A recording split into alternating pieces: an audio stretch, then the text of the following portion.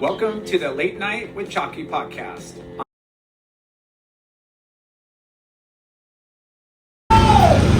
Friends and family, brothers and sisters, welcome to the Late Night with Chalky podcast. We're live, SurfScape 2024, Late Night with Chalky. Don't heckle us. Throwing it down right now with Mr. Corey Higgins from Jetty Surf. Thanks for sitting down with us, and Thanks for having me. let's dive in and kind of get your story. Right on, yeah. Hit me. What do you want to know? Let's talk about surfing first. How did you get into surfing? How did I get into surfing? 10 years old. Grew up on Long Beach Island, right at the beach. Neighbor, shout out to Dave Dow from Division East Skate Shop in Montclair. We've had a legendary skate shop. But yeah, we grew up kids next to each other, and just his uncle had a couple of boards, and you just started taking them up to the beach, and I don't know, you start boogie boarding, and you start standing up on the boogie board, and then next thing you know, you're surfing, and then it's kind of natural when you're at the beach. Lost the bike. Over here. We'll share. So growing up, was it like a seasonal thing at first? Because you guys are pretty diehard when it comes to wintertime. Yeah, definitely seasonal at first, but pretty quick. It goes into the shoulder months, and I mean the best waves are through the hurricanes or through the storm. So you as a kid too, you're like, I don't know, you don't really get fazed by the elements and the cold water, and you're surfing year round before you know it. Not too many people know, but over the past couple of years with people vlogging and YouTube channels, like, Jersey has the juice. Like, you guys get proper barrels and proper northeast, like, in the winter and summertime. Not in summer. No days in summer? Yeah, maybe like August. Maybe at end of summer you start getting like an early hurricane, and you could score some warm water and some barrels, but it's not real typical. Pretty much fall and winter is when the barrels are proper. It's heavy. So what was your first surfboard? Oh God, it was a Mike Tabling. What? I don't even know. Higgins from Florida too. Yeah, I don't know what happened to it. I wish I still had it. Single fin? It was a single fin. I do have the second board, a Hobie Silver Bullet. I still have that. I got it refinished, and it's in my living room, leaning up against the wall. It's pretty sick. Yeah, it's like a late 70s, so Hobie Silver Bullet. And is that the board that you progressed on the most? Or? Yeah, that's the board you progress on the most. Yeah, that's the one that has the most memories for sure. The tabling was Dave Dowd's uncle's board, so that was like the one I kind of just got to borrow and use, but the Hobie was like the first one that was mine. So Division East was a skate shop, and skateboarding was pretty big at that time period. Were you skateboarding? Oh yeah, you're doing all that. You're skateboarding, yeah. Snowboarding surfing, probably skateboarding first as a kid, and then 10 started surfing, 13 snowboarding. I mean, it's just your life. It's all part of it. But yeah, eventually, Dave didn't open Division East till we were in our 20s. But yeah, it was a proper skate shop. He did it right. I remember. Where was your first memorable surf trip as a young? Family trips to the Outer Banks. Yeah. You rent a big house with the crew, and a couple families get together, big house right on the beach. Outer Banks trips were the first trips, the memorable ones. Yeah, I hear that a lot from a lot of these coasters, where we would hop down to Mexico and kind of get those uncrowded surf spots, like the Outer Banks had the best, sucked in the most swell, had the most consistency. Yeah. You look at a map, and it just sticks out in the Atlantic Ocean, and it just swell magnet. Yeah. Did you ever surf contests or? No, never surf contests. I mean, besides like we had a surf team, like a high school surf team. So I was on that. It's like same. Yeah, it was like you played football or you were on the surf team. It was like, of course, I'm on the surf team. Yeah. So that was sick. That other sports too, or? Basketball. Yeah, you got some height. So Yeah, you're a good basketball player. I could dunk in my prime. I'm only 6'1", but I had some pretty good. I have long arms and pretty good hops. White boy can jump. Yeah, I could dunk through like end of high school and college. Yeah, I love basketball. That was one of my favorite like organized sports playing, and I knew I was going to grow up to be any higher or taller. What position did you play? I was like 3-guard, like swingman. Yeah, small forward, but I like again long arms and I'm a defensive specialist. Could block a lot of balls. It was good. Yeah. Was there opportunity to go to college for it? No. I quit basketball by like 9th grade, 10th grade, just because it was like, I don't know, I knew I wasn't going to go anywhere with it and it wasn't fun. That surfing's one hell of a drug to pull you away from It is, everything. man. And then if you're playing high school basketball, then you're not snowboarding. You know, that's the same season. So you got to give up those things that you love doing to do some stuff that isn't. Yeah, I don't know if you call it snowboarding that much, just sliding down the hills on the East Coast. Yeah, where did you guys snowboard? That's fair. I had a job. I grew up snowboarding. Mountain Creek was the spot. Now, I forget what it's called now. I only really ride out west now. Because once you get the powder, you're like, oh, well, I'm not going to ride this ice anymore. Yeah. Well, I mean, it goes hand in hand with surfing, skateboarding, snowboarding, and you know, to get that feeling when you're not surfing, you want to be skateboarding, and when you're not skateboarding, you want to be snowboarding. It's like that trifecta that all year long. What surf shops did you go to surf shops when you were growing? Yeah, my first job was at 10 years old. I was I would like pick the weeds and rake the rocks for Kenny Kuyenge at Body Language in on LBI. You know, wash the windows, like whatever, just to pay off the next surfboard that I wanted. You know, because you're at that age, you're just like, all right, I need a little shorter board. You know, you just want to try all these different boards, and I would just work them off at the shop. Body Language, Kenny Kuyenge. What kind of? I couldn't tell you. I worked there for a couple of years. Eventually, the Miller family bought that shop from him and turned it into the Surf Shack. And that was forever ago. Probably like around 2000, 25, 30 years ago.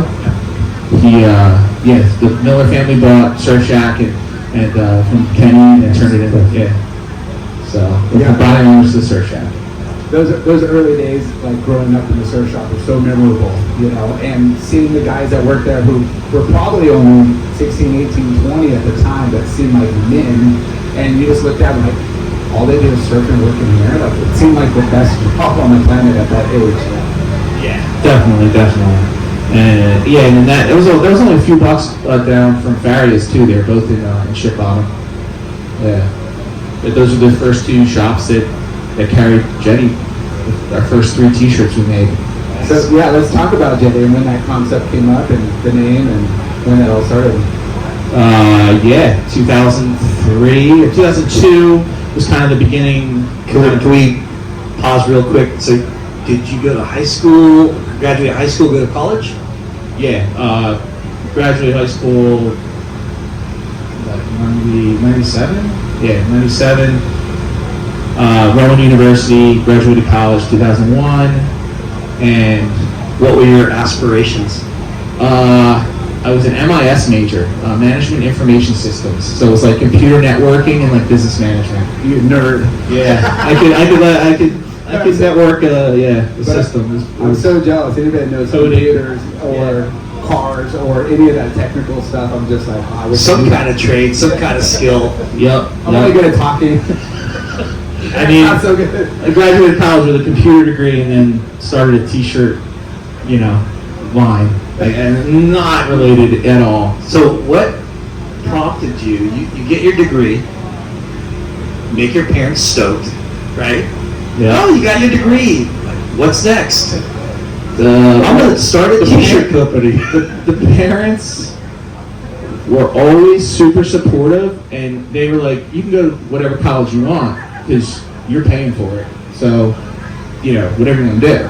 So there was never any pressure in that way because, they weren't footing the bill. So it was like, all right, I went to Rowan, graduated, and then I had a job like doing computer telephony, which is like voice recording systems. So I was on the floor of like the New York Stock Exchange, changing over like the voice recording systems for quality control centers from old school like reel-to-reel tapes to like the new like digital like DVD systems.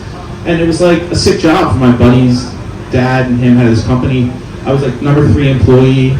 I could have gone anywhere. It was like company car, company phone. Like it was like a solid job out of college. Corporate. Yeah, but I couldn't picture myself wearing like a polo shirt and like tucked into khakis every day for the rest of my life. I just couldn't picture it. And you were changing the recording tapes and on the floor of the stock exchange? Yeah, I was on the floor of the New York Stock Exchange, like doing like changing over the voice recording systems. Yeah. So you moved from Jersey to New York? No. It was like we were doing 911 centers, which like any like credit card, like this call may be recorded for quality. Anything that had that. What a cool, weird business, right? Yeah. And they had it like locked down. I mean, it's a massive company now with hundreds of employees and offices all over the place. And I was like the 3rd employee. I could have had a banger job. Yeah. There's no shortage in work, and you're pretty much changing the analog world to digital. Yeah, exactly. You didn't want to carry a briefcase, you just wanted to carry a board? You didn't want to carry I just didn't want to. a briefcase full of cash. So, okay, when did creating your own brand come into your mind? Was it like a childhood dream, or was it like a epiphany working the stock exchange floor? No, it was at the same time. I only did that job. It was like an internship, and it was like turning into a job. But on the weekends, we all, like me and my 4 buddies, like the 4 buddies I started the company with, we were all just drinking beers on the weekends and talk, and we work our 9 to 5s, come back to the one buddy's house, drinking beers, talking about like starting a business together as like a 10-year plan to like not work for other people the rest of our lives. And one week it was like, all right, next week let's all come back and like think of like names for the company. Then the next week it was like, let's think of like logos or what industry. We would just like, I don't know, brainstorm every weekend, just drinking beers. And then we went to Mount Snow, Vermont on a snowboard trip and talked about it the whole drive, the lift lines, the lodge bar, and then we came back from that trip. I went and backpacked Australia for 3 months, and we were like emailing while I was traveling. And then when I got home that May of 2003, it was kind of like, all right, we doing this? Like, it was like, all right, we sugar off the pot. Like, so we each threw $200 in literally a trucker hat in the middle of the coffee table. $200 each. Started with $1,000. Made 3 T-shirt designs. Sold them to Farriers and Surf Shack, and that was it. So what were the names and what were the businesses that you first came up with? Like what different angles were you going for? The only other, there was 2 names in the running, was Jetty and Daybreak was the other one. We're all very glad we picked Jetty. But Daybreak's not so bad. It's not horrible, but yeah. You keep limited though. Yeah.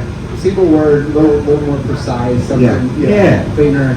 But it was the surf industry. Like we for us, the only brands in the market were Billabong, Quick, Rip Curl, O'Neill. I think Vulcan had just started getting across to New Jersey in 2000.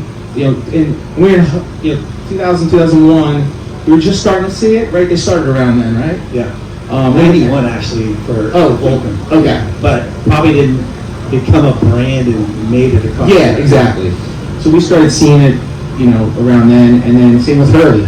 You know, it was like, that was it. And nobody spoke to us, right, in the Northeast with like the fickle seasons and the harsh winters and even marketing and who the athletes and how they promoted. It was really kind of Hawaii, California, palm Australia. trees. Yeah, it was all palm trees and warm water vibes. Were you guys worried that it was what your concept and what you were thinking of? Hey, we want to cater to our demographic, our territory, that we'd be limited, or you just didn't care? Like, hey, let's, because you're looking at a brand, like you're going up against global brands, or brands primarily out of California. Like you're starting a brand that's really going to focus on the East Coast and your area. Yeah, I mean, you got to be a little bit stupid, right?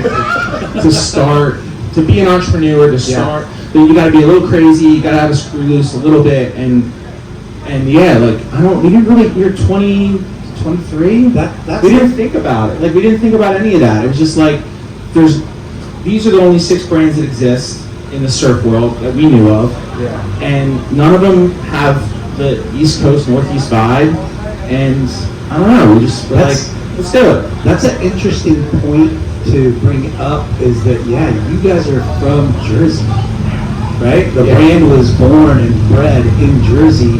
What other successful surf brand has come out of Jersey?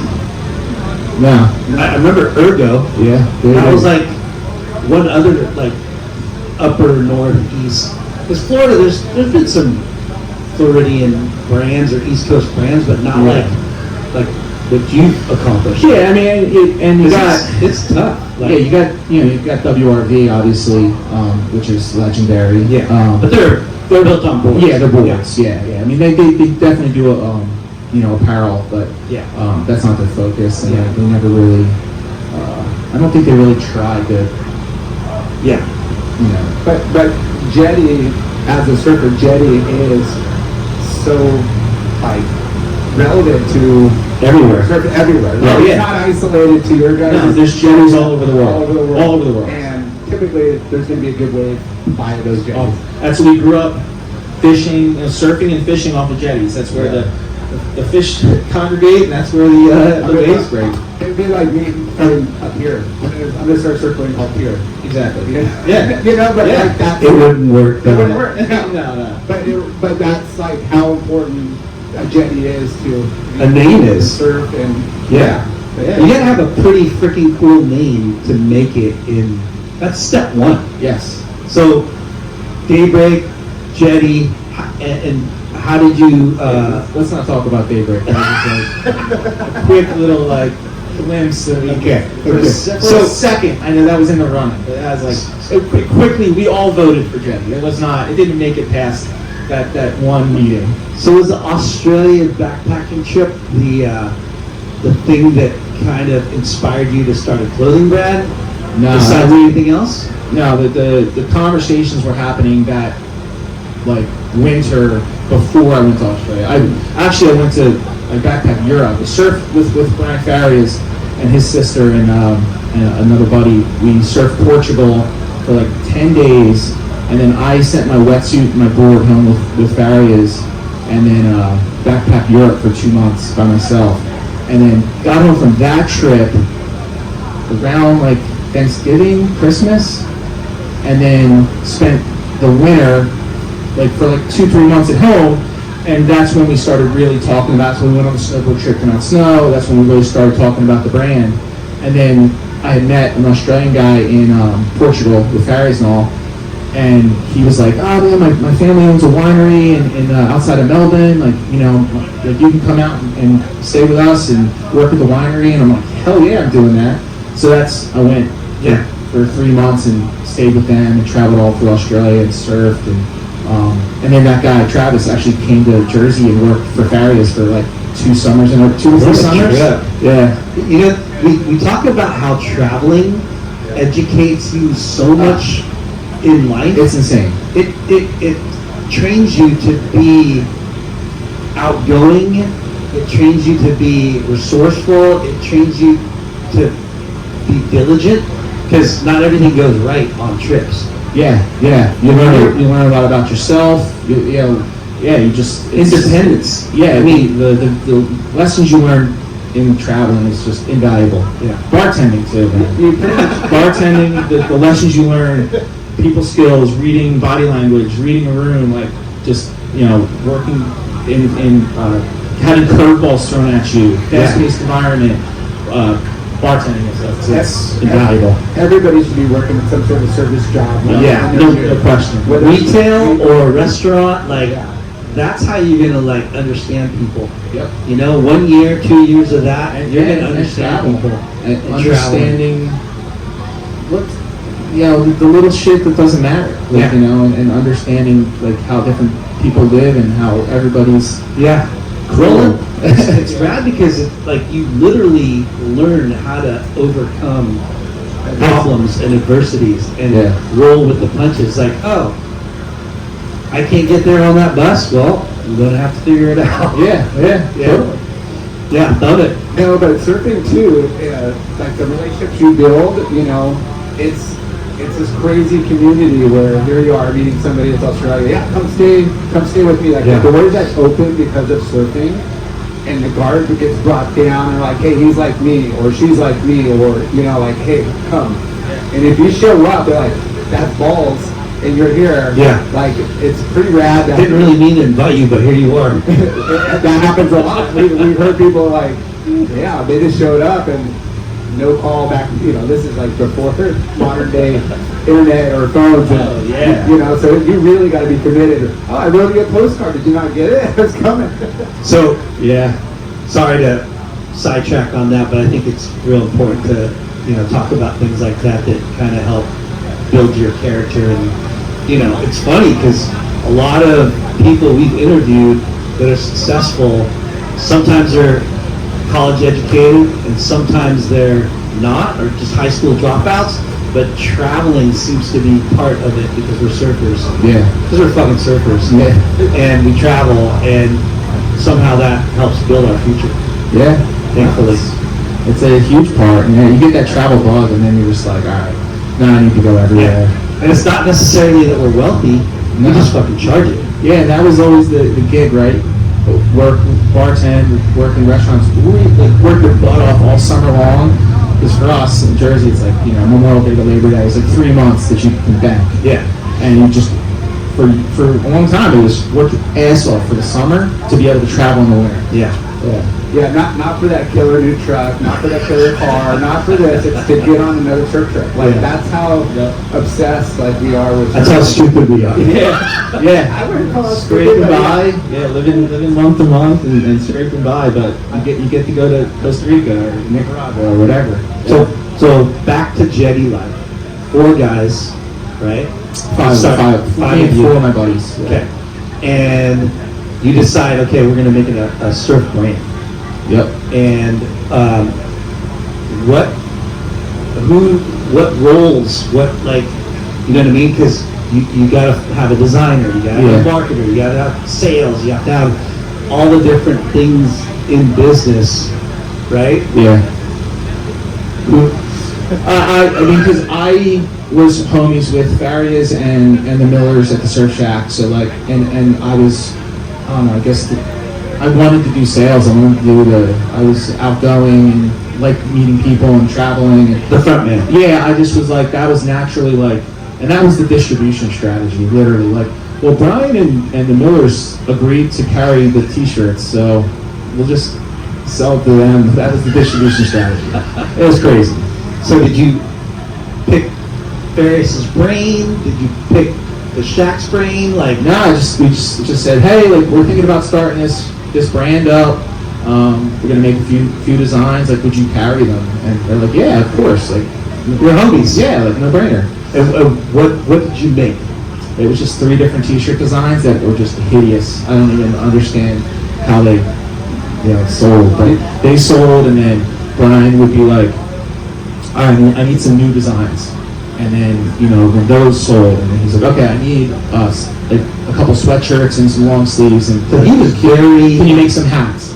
Oh, yeah. Early on, those Millers and Farias were just massive part of kind of, and Brian to this day, I mean, we you know, he's one of my best friends. I talk to him all the time, and he gives us tons of good advice and just, you know, helps us navigate things, and very supportive. Yeah.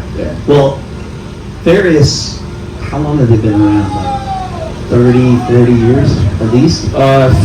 Yeah. I mean, the shop has been around for, you know, over 50 years. Yeah. But it's gone through phases. Like when I was a kid, they didn't have surfboards, and you know, they were renting like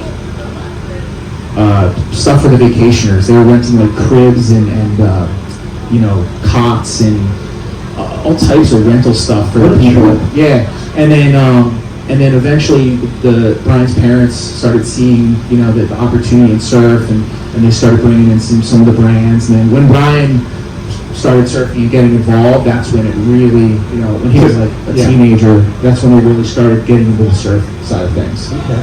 Yeah. That's so wild that they have such a seasonal, like, tourist and vacation, you know, like vacation destination, that they would have that mindset to come up with those like rental options. You know? Yeah. Like, that's pretty creative, but The East Coast is so different. Brian's parents are like their boss. Yeah. They're really smart. The business models on the East Coast are so different from other places. I mean, here, of course. Yeah. Like 3 months of tons of people every week, new people. I mean, it's chaos for 3 months, and then like, you know, you get a little, May and September are sort of busy, but not anything, you know, super special. But the winter is ghost town. Yeah. I mean, our communities go from, you know, 10,000 year-round residents to 120,000 in the summer. You know, in each one of those communities. So the first tees, you made 3 designs. They sold well enough for you guys to keep barging with the 2 shops. Now, was it hard to branch out of those 2 stores? No.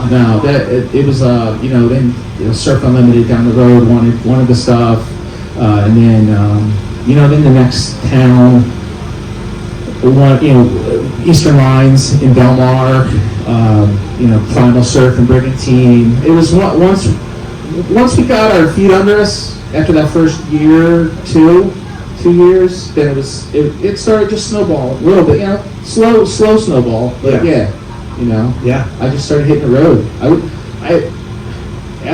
After a few years, I was driving the entire East Coast I'd go up to Maine, all the way down to the Florida Keys, twice a year. So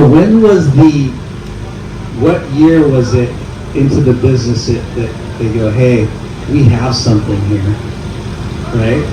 Like sustainable, and like provide, and you guys can quit your day jobs and you know, we work our side gigs I was bartending for the first 13 years of the brand. I stopped bartending 7 years ago, I think it was. Yeah. We had, you know, 25 employees, and our CEO and myself were still bartending at night, or he was doing taxes for like half the community. The 3 of the partners left over the years, over the first, you know, 5 years, not for like negative reasons. They just, like, you know, they couldn't keep maxing out their credit cards. They had wives and kids, and how, you know, they were like starting families and stuff, and they were like, I just can't do this anymore, you know. We're all still friends. Like, there's no bad blood with any of the guys that left. The one dude actually came back, and he runs our screen printing department now. That's so awesome. Just, you know, left his teaching job, and now, you know, works for us and with us. You know, we surfed last week in Nicaragua together. What's crazy, it's crazy to hear that, you know, because people don't realize how long it takes to get a brand off the ground, because they see it today, you know. But when you start with $1,000 in a hat, and then you got to fund that the growth starts happening. You're like, well, now we need 5,000, we need 10,000 to make this next run of product. And how you doing that? Well, you're taking turns maxing out your credit cards. Yeah. And you're working bartending and side gigs to pay your credit cards off. It's gnarly. It's a grind. Yeah. And it's not You gotta be a little stupid. and the trajectory isn't a straight line at all up. It's a fucking jigsaw puzzle of ups and downs, you know? Yeah. Peaks and valleys. you know? Yeah, I mean, in 2008, when the financial crisis and we wouldn't have survived that if we had overhead and at that point we didn't even have a building. We were still working out of like our parents' garages and our spare bedrooms, and sales just tanked, but we were able to survive it because we had no overhead and we weren't paying ourselves, and You're investing everything back into the brand. everything went back into the brand. Yeah. Yeah, and just talking about those early days of marketing, like doing East Coast mags, slapping stickers on kids, boards. Like there's a lot of that seems like it's remedial. It's like, oh yeah, we're just putting stickers on or we're doing this, but it actually has such a huge impact within the community or tied to other shops and stuff. It's that old saying, guerrilla marketing. Yeah. Still grassroots. It's doing that. Doing events, doing parties, doing whatever it is to fly the jetty flag Yeah, and get it in front of people. yeah, and we joke, with bartending too. Like I go back to it, but we were talking about the brand to so many people just while we were behind the bar. Like, every week, like I said, in the summertime, you have a new batch of thousands of people that come into town, and then you're just educating as many people as you can, giving out as many free stickers as you can, and then they going back to their hometowns and their communities with, a couple of shirts, hat, whatever, and then they're talking about it to their friends, and so it was like every summer, a new set of people would come through, and then they go back to their hometowns. That's great marketing. It's right huge. there. Yeah. You want a shot and a T-shirt? I got a beer special and a hat special. Yeah, and then and screen printing too. We started screen printing from year 2. The first year we were using screen printers, and we were, just heavy plastisol ink, and they telling you that that you couldn't do a neck label, or you couldn't print on the hip, or there were just a lot of no's. You couldn't print on like a nice shirt. Everything was like gilded and in jersey, and I don't know. So the second year, the one partner, his dad taught screen printing in high school. I had him for a class, and he had a 4-color press in his garage. He was like, I'll teach you guys how to screen print your own shirts. So second year, we started printing ourselves, and then we started selling screen printing jobs at the bars we were working at, or the friends' businesses. That helps subsidize. Oh my God, yeah, Jetty. Yeah. I mean, for a little while, the revenue from the screen printing division was better than the revenue from the brand. I mean, that was years ago. But That's what we call diversifying the oh my, portfolio. dude, seriously. Well, cutting out the middleman and having quality control and being able to, like you said, test and do something that's out of not the ordinary. You're like, hey, I want to do a different kit. Where you're getting no's, now you're like, dude, we can do this. Yeah. So you were in water-based inks, soft hand, discharge printing. We were doing that the entire time. Like after that first run of shirts, we were like, well, this is not going to work. Let's do this other way. It's better. That's crazy. So, we've all been reps, right? The three of us, and it's funny. Not everyone's gonna maybe not understand what I'm talking about, but how fucking amazing is it when you have a new brand and you walk into a shop and you show them the line and they put an order in, right? Like that's one of the most satisfying things, because especially for a guy like you who owns the brand, right? Where how validating when you get in your car and you're like, fuck yes, excuse my language, and then you go, you call your buddies, your partners, and you're like, dude, got another one. Yeah, especially when it's like out of the state, Yeah. It's like in your hometown or the next town over. It's like it's cool, But then when you're in the Carolinas, you're in Florida, or you're in, you know, Maine or Rhode Island, and then you're getting yeses from these other places. Yeah. That it's pretty amazing. And then when you're in a store and someone is buying your stuff while you're in the store. That In the wild? In the wild. Yeah. It's That- one that's thing a to trip. see your bro wearing it, right? Like, Yeah. you're like, oh, that's cool, I gave him that shirt. Yeah. Yeah. And then you see somebody like out of your, you know, Yeah. area, and the guy's wearing Jetty, and you're like, dude, where'd you get that? Yeah. Oh, I bought it from Cinnamon Rainbows. Yeah. And that's another thing, like, how good does that make you feel when you get these legit shops like Cinnamon Rainbows, you know, like Hanson's, bringing it on? You're like, damn, you know, we're doing something Oh, really. yeah. Well, that's what, you know, a few times I had to, you know, kind of, you know, talk our CEO, who's one of the founders with me, like, you know, talk him off the ledge, like, where he's just like, dude, I don't know if I can keep doing this, you know, like, just hemorrhaging money or whatever. And I'm like, bro, man, we have something here. Like, I'm like, I know you're not out there in the streets like I am, but like, I see it, I feel it, like, the response from the retailers, like, we're doing something special. Like, this is gonna happen. We're gonna make this happen. And he's like, all right, man, if you're in, I'm in. I'm like, yes, like, I need you. Yeah, we talk about the legitimacy of like being a good surfer, or you know, you gotta have good product, but you walk in the door and you're like, hey, this is surfer owned, you're the owner, you're selling it. There's a lot of other things that go along with the brand name, the good merch, and just your story and your core surfers. People want to support core. Yeah. None of us are pros. In Nicaragua last week, we had this discussion, and Jeremy, our CEO, he was like, we really need to promote more that we're surfer owned, surfer operated, and he's like, and the acronym for that is so. He's like, we're all so. I'm gonna bite that. We're all so surfers, surfer owned, surfer. I'm like, dude, this. We're a so like, company. Yeah, like seriously, it's so good. So yeah, I think we're gonna have a little marketing. I'm gonna hashtag this on this episode, so We're all so. we're first to market. Dude, it's great. So good. Sorry, we stole that idea from Dude, you. you guys, you heard it here on the podcast. You heard it here That first. is ours. Hashtag so. Yeah. So, baby. Yeah, we got some fans. So, we're here live. so you started it again, when again? 2003? 2003. Yeah. 2003.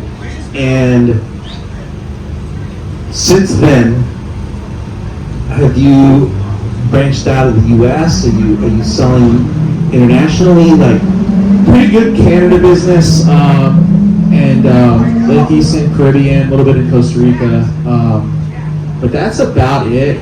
Starting to have some, having some conversations with some distributors, and definitely looking to get a little more international going. That's now that I've got a really solid rep team covering North America. That's part of my new kind of focus is we've got a good in-house team, good rep out-of-house team, and now I can start to look into a little more international stuff.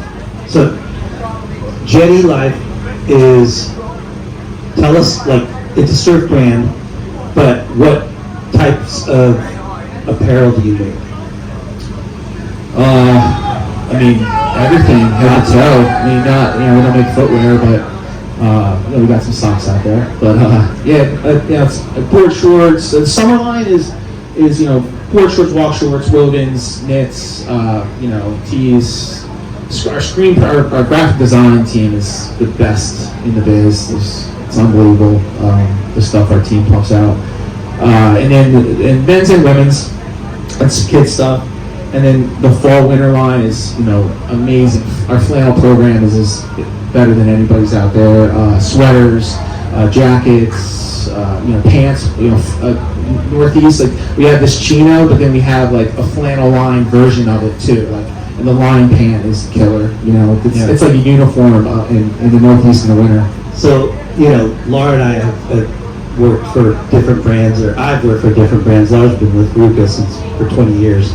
But it's crazy when you see things that hit, right? Be it a t-shirt design or a sweater or a pant, and something connects, and you're like, what the fuck? Like, whoa, this thing has legs on it, and then it becomes an evergreen or staple product in your line, and you're known for it, right? Yeah, yeah.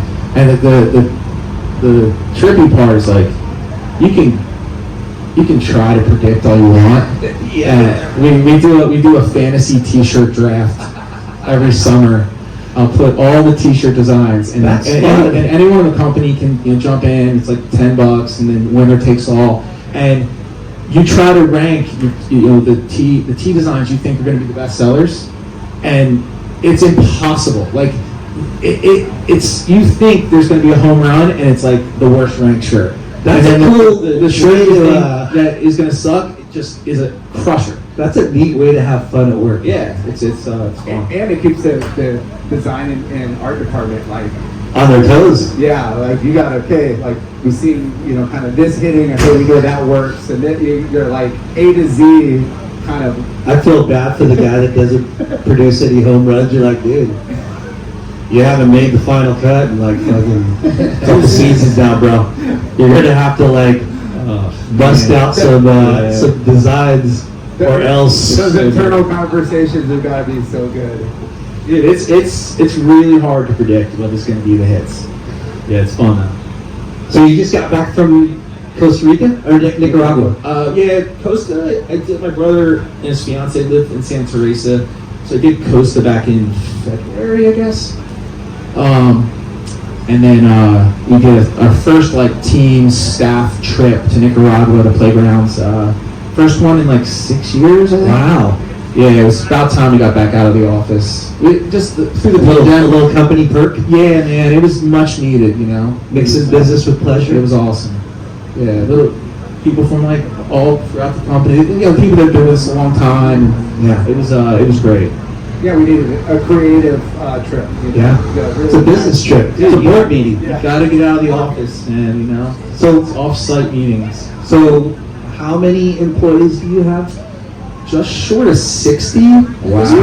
Yeah. And that's including the screen printing biz. Yep. There's about 20. We get 25 in that department because we from processing And what are you guys doing? Beers too? we have 3 beers on the market. Yeah, Killing it. we got. Talk about diversifying the portfolio once again. Well, the beer thing it started off as a fundraiser for our nonprofit. We have a full nonprofit. We've donated $2.5 million out into the community at this point. Wow. Oyster Shell Recycling Program. We do tons of events, raise a lot of money, help a lot of people, and we're friends with local bars and whatnot. And the one owner, who's a homie, was like, why don't you guys make a beer? We'll donate 50 cents from every pint to the nonprofit. And that first year, it was like their number 2 selling beer behind like Yingling or something. No way. And we were like, oh well, this has legs. Yeah. So then we just like improved the beer and actually did it proper instead of just like private labeling an already existing beer, And then we developed our own flavors and started working with a brewery, launched the second flavor, and then last year, because of our 20th anniversary, we threw like a limited edition one out there that was a hazy IPA and it was a hit. So we're going to actually add that one to the mix. So you distribute 3 beers. We're distributing for a little bit, but we work with distributors, and we kind of like license it out to the brewery, so we don't have to do all the Legwork. Yeah, like managing like the cans, and stuff, and worrying about aluminum costs and stuff. Yeah. It's like it's gnarly. Well, like getting the labels made, you're just like, all right, this isn't enough of a profitable revenue stream to take up as much time as it was taking up. It was a fun side project, like. If you're surfing or snowboarding, hiking, camping, whatever you're doing, fishing, at the end of your adventure, you're usually cracking a beer with your buddies and talking about the trip or whatever, talking about the next trip. Yeah. So it was like the story connection was there to put a beer into the marketplace, and then the nonprofit thing it made sense, and I don't know, it's just fun. Yeah. Fun side projects. Yeah, surfers love to drink. Yeah. So Beers and surf. That just made sense. But it's good that you kind of parlayed it to somebody that understands that business, that can take it up, because time Yeah. is money, and your Yeah. guys' focus is on building an apparel brand. But I mean, yeah, what a great side hustle that turned into an awesome opportunity to give back. Yeah. And then the nonprofit too. I mean, this is our second year having full-time employees with the nonprofit, where we were doing all that ourselves. I mean, we throw a hot sauce and craft beer festival every year called Hop Sauce, and it's a massive undertaking to throw a festival. We throw a men's surf contest every year, women's surf contest. We do a lot of stuff, and Wow. we were doing all of that. What's that contest called? Setting the tents up on the beach, the scaffolding, and eventually you're like, okay, like we need to bring some people in to help us. And what's the contest called? the men's contest is the Clam Jam. The women's contest is the Coquina Jam. It's all for the Yeah, you don't want to call the. yeah. You don't want to cross those I streams. wasn't gonna go there, but and then we're launching a kids surf contest called the Little Neck Jam. Nice. So all types of clams. Yeah.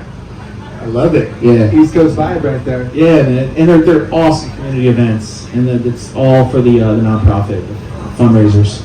That's amazing. That's what it's about, I mean, providing for you, your family, and your friends, and whoever's involved, but also give it back when you can. Yeah. Yeah, and lifting up, people that just in your tribe. You're helping. John Rose from Waves for Water taught us that after Hurricane Sandy. That's when we formed the 501c3. Nice. We were helping people before that, but that was when things kind of got solidified. The first thing we ever did was a buddy of ours had testicular cancer, and we threw a miniature golf fundraiser called Putt for a Nut. And that was the first one. And we raised like 30 grand and helped him with his hospital bills. And it was like, For a night. and that was like 2006. And we were like, well, that felt freaking cool. Like, Yeah. That like felt good helping somebody.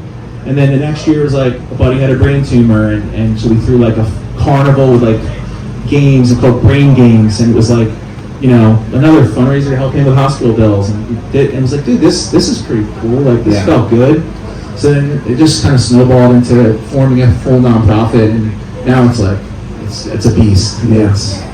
Well, we don't want to take up much more time. Yeah, we could do another 3 hours. It's been plenty to talk about. It's been a long time coming to get It to is, the show. it is, man. We've been friends for a long time. We've been talking about doing this for a few years now. Yeah, but to like highlight what you've done with your brand, and we love it. We love independent business owners. They're the backbone of our country, right? Yeah. And it's cool to see friends like you, not just create livelihoods for yourselves, but like you said, you employ 60 people. Yeah, we're a B Corp. We employ 60 people, and that's something that's really cool. Just providing for those people. I mean, we pay almost anyone who's a manager above 100% of their health insurance. 401k program. We try to take care of these people. That have been there for us and help us. So locally in Orange County, where would we find your brand? The most product you can find in Southern California would be at Hanson's. Awesome. Josh Hanson and Patty have been incredibly supportive. That's Great where place to be. Great that's retailer. yeah. That's where you can find the most of our stuff. Yeah. And you just shared the news that you just hired. Yeah, we got Raz Hodgman in Southern California. They were sure to hit him up. Yeah. Yeah, we're stoked to get Raz on board, and just couldn't hear enough good things about him, and we vibed super well, which is obviously very important. And just had dinner the other night, and just stoked to get him going. Nice. Yeah. Well, Yeah, congrats, man. Corey Higgins. Yeah, Yeah. appreciate it, guys. Thank you for sharing your story. How many years? Anytime. 21 21. years. Yeah, 21 years. Crazy life. Yeah. Congrats. We'll sit back down again in the future when it's like 3-on-1. Yeah. Whoa. And we're gonna need some of those beers present too. Yeah, you Got it done. We'll call it the Toe Jam Clan for the So-So Company. So. So, All right. Thank you, Corey. yeah. Thank you guys. Thank you, I Surfscape. appreciate it. Thank you, boys, for hanging out. Yeah, thanks SurfScape. I decide you guys all roll. Thank you. Thank you. Bye. Cheers.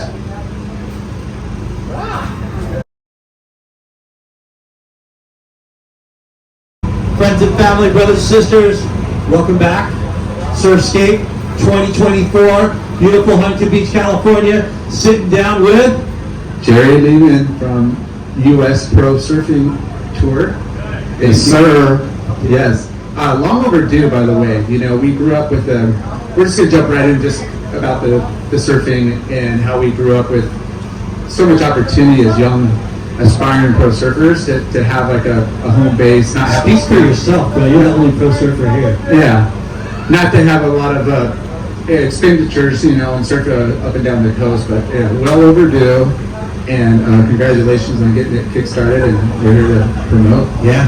And shout out to, the guy that started professional surfing with PSAA, right? That was the original. Yeah. Yeah, that was a Bud Tour. The Bud Tour. That turned into a Bud Tour. And like Laura was saying, that was such a huge thing for local professional surfers to not only make a name for themselves, but make a livelihood. And dude, Jerry Lehman bringing it back better than ever. And dude, successfully in such a short span of time. But before we get into that, we want to get a little background. We've seen you surfing forever. Tell us how you found surfing. Well, I have a funny story how I found surfing. Look at the grump showing up for Jerry. What's up, boys? So I was a pretty high-level baseball player growing up, and I was recruited by the University of Texas. I was supposed to have a full ride, and I came back to California because we had moved to Texas my senior year. My dad got transferred, which I was not happy about. And Wait, were you already surfing? no, Oh no. no, I'm going to tell you the story. So I came back. Pretty damn good surfer too. Thank you. So I came back to visit some friends, and while I was gone, my girlfriend got killed by a drunk truck driver. So I don't ever wish that on anyone's life, losing someone you love, right? So I did not go back to Texas. I blew off my scholarship. I was devastated at 17 years old, and my mom told me to go on a surf trip with my uncle, who was a surfing photographer for Surfing Magazine, Kevin Gephardt, and his friends. We went down to mainland Mexico for 2.5 months on a surf trip. And you never surfed. I had never surfed before. So he gave me a 5'10" David Nueva twin fin to learn on. So Yeah. real quick, you grew up in Texas? No, I grew up in Southern California, Orange County, Huntington Beach. Never surfed. Never surfed. In Huntington Beach, you never I surfed. never surfed. And I watched my uncle surf, but I never surfed. And I was a football, baseball, track. I was an athlete in high school. So he took me down there. I paddled out at Northside a couple times, couldn't stand up, was a kook, right? Guys yelling at me, get the hell out of here, Billy Webb, those guys, you know. For sure. That dude's gnarly. He's still gnarly. Get out of kook. Anyway, so we went down to San Miguel. I paddled out of San Miguel. It's like 6 to 8 feet, got hammered, got washed in on the rocks. That didn't work. So finally, we get down to Baja, and I get a Mexican guy came up to me and asked me if I wanted to buy a surfboard. It's a 6'4" Mark Richards twin fin. I bought it for $25. That's steal. That's a lot of money back So then. tried to learn on that. So I Mazatlan Rivermouth. I stand up on my first wave. My uncle got a picture of it. I still have that picture to this day. I was 18 years old. What? I didn't start until I was 18. Stood up, got the picture. I'm going left when I should have been going right. But being honest. And then I surfed, fell in love with it for 2.5 months straight. And by the time I got done with that surf adventure, I was already doing cutbacks and roller coastering. My uncle couldn't believe it. I'm like, I fell in love with surfing. Completely put baseball out of my mind and just started surfing 2 or 3 times a day and valet parked at night just so I could surf every day. Wow. So I surfed my first contest when I was 21, Talk and about late bloomer. late bloomer. Wow. So I ended up surfing and learning, and next thing you know, the old Deathenbach contest that they put on. Yeah, that The was beach surf series. Yeah, I finished in the top 3 there, and then I won the WSA 2 years in a row as a champion in the men's, and then I turned pro at 24. Holy crap. Yeah, so mission. Quicksilver, Bob McKnight, they signed me, so I was on the Quicksilver team. So that's why everyone thought I was from Newport. I thought you were doing No, Yeah. I was from Huntington. But I used to see you on North Side, South Side. Yeah, but But I always thought you were from Newport. No, when I was on Quicksilver, Richard Wolcott was the team manager, Yeah. and we did all of our Quicksilver workouts at 54th Street. So the corner apartment, a house on the corner of 54th and Seashore came available to rent. So I rented that spot right there, and I was there for like 3-4 years. I lived right there on the beach. So incredible. I had Slater sleep on my couch because he got locked out of Robbie Todd's house. That's probably a good thing because some shenanigans going on around Right, Robbie's yeah, house. exactly. Love you, Robbie. Exactly. So yeah, I didn't even start doing pro events until I was 24, and I did the Bud Tour, I did the PSAs, and I was a first through third round guy. I'd lose first, second, or third heat, never got past the third round. So, explain to us, okay, you learned how to surf in Baja on a Mark Richard twin. You come back to HB Newport. What was it like? Was it like, were you tripping because of the other rippers and locals? Oh yeah, I dropped in on a big Samoan guy one day out here, and he came paddling out with crazy eyes and punched me right in the face. And I'm like, oh, welcome to Northside. What was your go? Like, obviously you're improving quite a bit rapidly. What was your next progression board, and where were what kind of equipment were you getting? Well, back then we rode a little bit longer boards. You know, so 6'4" was my short board. I rode I'm 6'1", but so I ran a 6'4" back then, and I was riding Mike Estrada when he first started shaping. I started riding Mike's board when he was shaping for wave tools, and I have a bunch of pictures on Mike's wave tool boards, and then I ended up jumping on Almeric's, and then I surfed Almeric's for years, and then I went back to Estrada and surfed on Mike Estrada's boards for years, and then now I'm back in Almeric's again. Was the Merrick's through Quicksilver and Yeah, they got me deals on the Merricks. Yeah. Yeah. I loved them. They had a good relationship with those Yeah, guys. yeah. So and then O'Neill, John Gothard signed me with O'Neill. So I was getting attention. You know, I had black flies. Dan Flecky signed me for black flies, and then they'd reimburse me if I made money in the contest. Which what I liked about the Bud Tour is if I won my heat, I got $100. Yeah. So I win a heat every once in a while. Yeah. And then I win $100. I'd be all stoked at $100. Yeah. Hey, making the heat, surfing against high caliber surfers.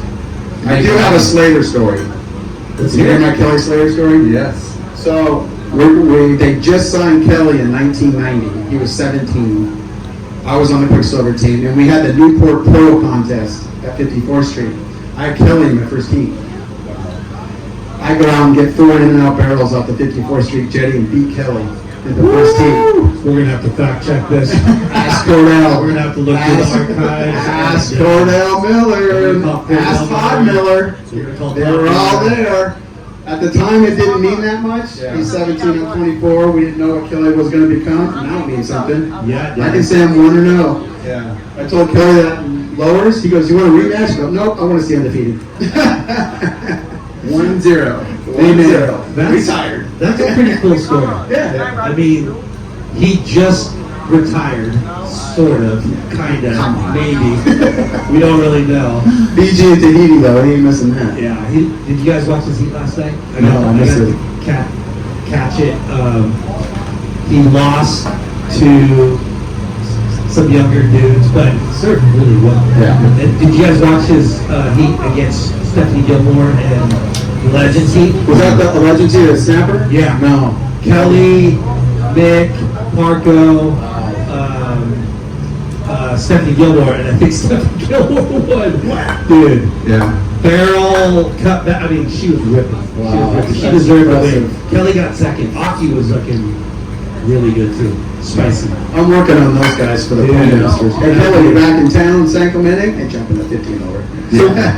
So besides valet parking, were you kind of making a living in surfing? Well, I got to the point where I knew I was just a local weekend pro at this point. Yeah. Then I got a job with LA Fitness in '89, became a salesperson, and I worked there a couple of years, became a GM. I was the number one salesperson in the company. So I ended up becoming a GM, and I was with LA Fitness as a general manager for 5 years. So I was making, 6 figures doing that at 27 years old. Wow. Making $100,000 a year. So then I got recruited by 24 Hour Fitness, and then I ended up working for them for 4 years as a GM. I used to run the Lakeshore Towers, a giant one off the freeway with the big glass. Yeah, right there. Jamboree. Yeah, I ran that one for about a year and a half. And then Continued surfing though. Oh yeah, Yeah. big surfing. And then the local pro events I jump into, I get in there. Were you lucky enough to get some shots from Mr. Rest in Peace, Mike Moyer? Oh, I've got a lot of shots from Wow. Mike went on our surf trips. Do you ever remember when I used to do those spring break trips for the Groms? Micah Byrne, you were with me, the Castle, Kevin Castle, all those guys, Jesse Evans. I did those Grom trips. Okay. Back when I ran the ASAP Pro-Ams in the 90s. And we got cover shot. We had James Labrador on the cover of Wave Action. Nice. But yeah, I've done it all. I mean, the ASAP Pro-Ams, everyone kind of forgot about those. Yeah. Was that you? That was me. For 10 years. Yeah. And it turned into the Foster's Tour. Remember? Yeah. Yeah, I had Foster's and Toyota. They were all WQS No Stars. Wow. That was me. You did that for 10 years. Yeah. I bought David Sowers' contest out. Remember David Sowers? What were the CBSA? CSA or something like that? Yeah. Christian Board Riders. Christian Board Riders. Yeah. Yeah, Christian Board Riders. So he sold me his tent, his megaphone, his mailing list, and all this stuff for $5,000. I bought the contest and Thanks for name, boys. Thanks, guys. Bought it in '93, and then ran it till 2002, and then I sold it to the PSTA. They offered me money I couldn't refuse, and I sold everything to them. Wow. There's now looking back in the 90s, there's a lot of Really good contest. really good contests. Yeah. And I mean the California talent pool was incredible. What did ASAP stand for? Association of Surfing Amateurs and Professionals. Okay. So I was doing the pro-ams. I was, I believe, the first person to do pros and amateurs together in a tour format. That was the first one. So no separation, just No, the that's pros were cool. there, the kids were there. Yeah. So I had the Groms and the juniors and the men's and the masters and then the pro division. What surfers do you remember that participated in those contests? Well, the late great Gary Edgar was a really good friend of mine, dude. And unfortunately, he passed away a few years back from cancer. But Richie Collins, right? Funny thing is, Marty Thomas, Nice. right? He's with the WSL. Yeah. The only contest he ever won was my event at Lowers.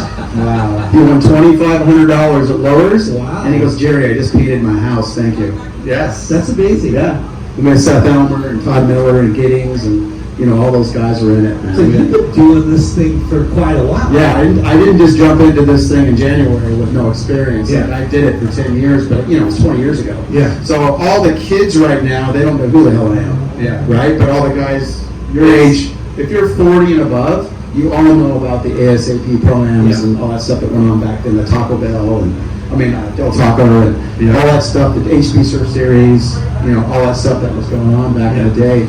I'm a one-man show right now, so everything that you see going on, like the posts, the me coming up to all the sponsor tents to get sponsors for the tour, it's all just me right now. Yeah. Now, I have a sponsor that's helping me fund this, because we're losing like 10 grand a contest right now. We're losing money, right? But that's what you got to do when you Startups. first Yeah. It's going to happen. So we're just trying to get that big sponsor, Like I had Toyota and Foster's Beer, and they paid for all the prize money. That's what we need, right? Yeah. We're just kind of giving back out of the entries right now. It's kind of what we're doing. Yeah, and then after we talk about COVID and the participation in our sport and the kind of the buzz and like the movement, like right now, it's banging, Yeah, they told me I had perfect timing. Yeah. And really, it just came out of former surfers from my tour in the 90s that were coming up to me as dads now, like yourself, and going, Jerry, you need to put your tour back. Like, there's nothing going on. I'm like, so good? Yeah.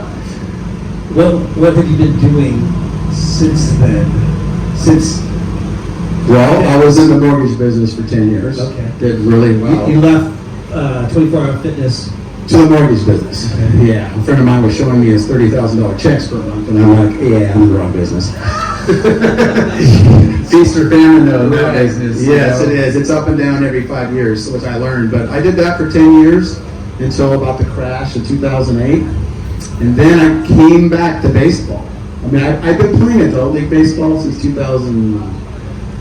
When did I come back? No, I came back in 1998, and I was playing on weekends, for fun in adult leagues. And then all of a sudden, I started training kids, lessons, in 2009. And then I did that for 4 years, and I had like 50 kids I was training now. Awesome. And I needed a facility because if it rained, I couldn't work. Yeah. So I opened up a 2,200 square foot facility in Tustin, built that up, had all my kids, made some travel teams. We were called the Orange County Waves, and built the travel teams up. I had a few guys. One guy made the big leagues. The kid I trained made the major leagues, and he just retired 2 years ago. And then I had a bunch of kids that made the minor leagues and played in college. But I did that for 13 years before I moved to Arizona in 2019. I sold my whole baseball academy in Tustin and Costa Mesa. Sold it, and we moved to Arizona for my next venture, to build a surf park in Arizona. I did that 5 years ago. It is now in process. Awesome. I can't talk too much about it because I'm on an NDA.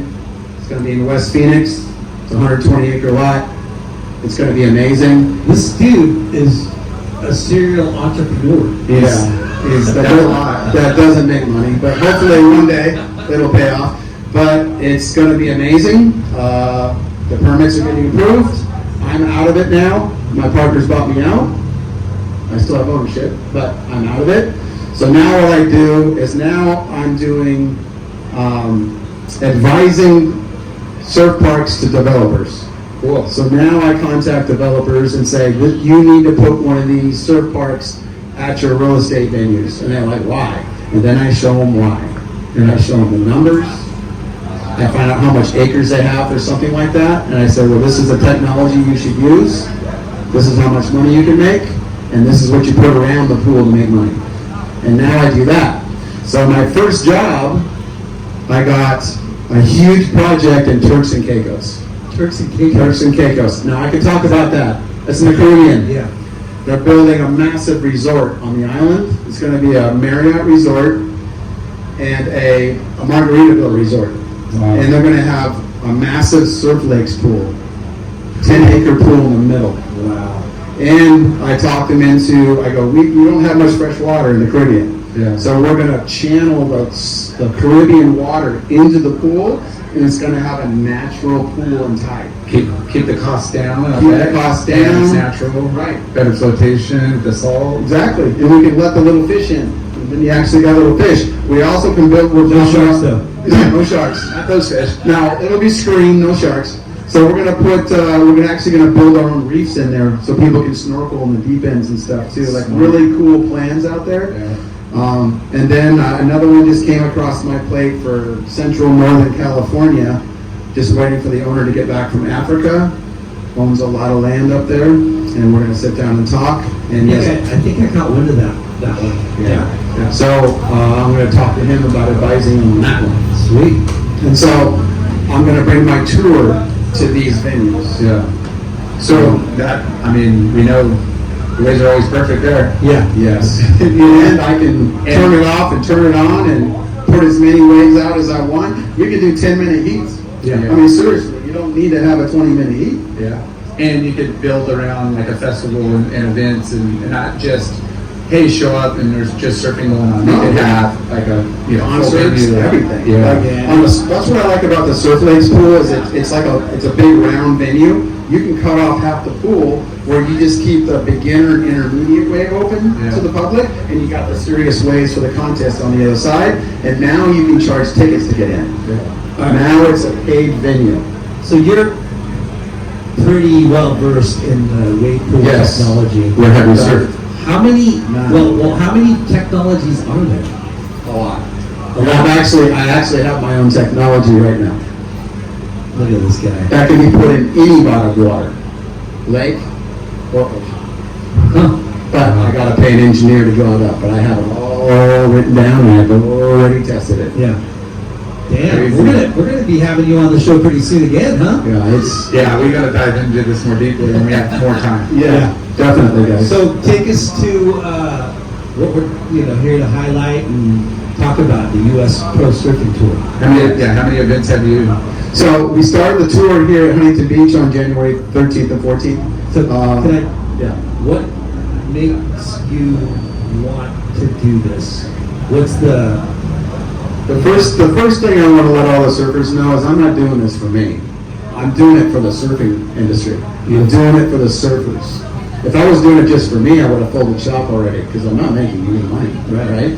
I'm doing it for the surfers because I think the surfers aren't getting enough practice at a high level to go compete at the world stage. Yeah. And if you can surf against these guys more often, well, yeah, you can go out and do practice heats. It's not the same when you're in an actual heat. You know, the adrenaline's pumping. You know, a lot of things going on in a real heat where everything's... Because really, when you're surfing professionally, it's like Vegas. Yeah. You're putting money in the pot, right? It doesn't have to be a lot, but there has to be some sort of monetary enticement to really kind of put the pressure on. Right, exactly. So you're betting on yourself that I'm going to be good enough to win some money.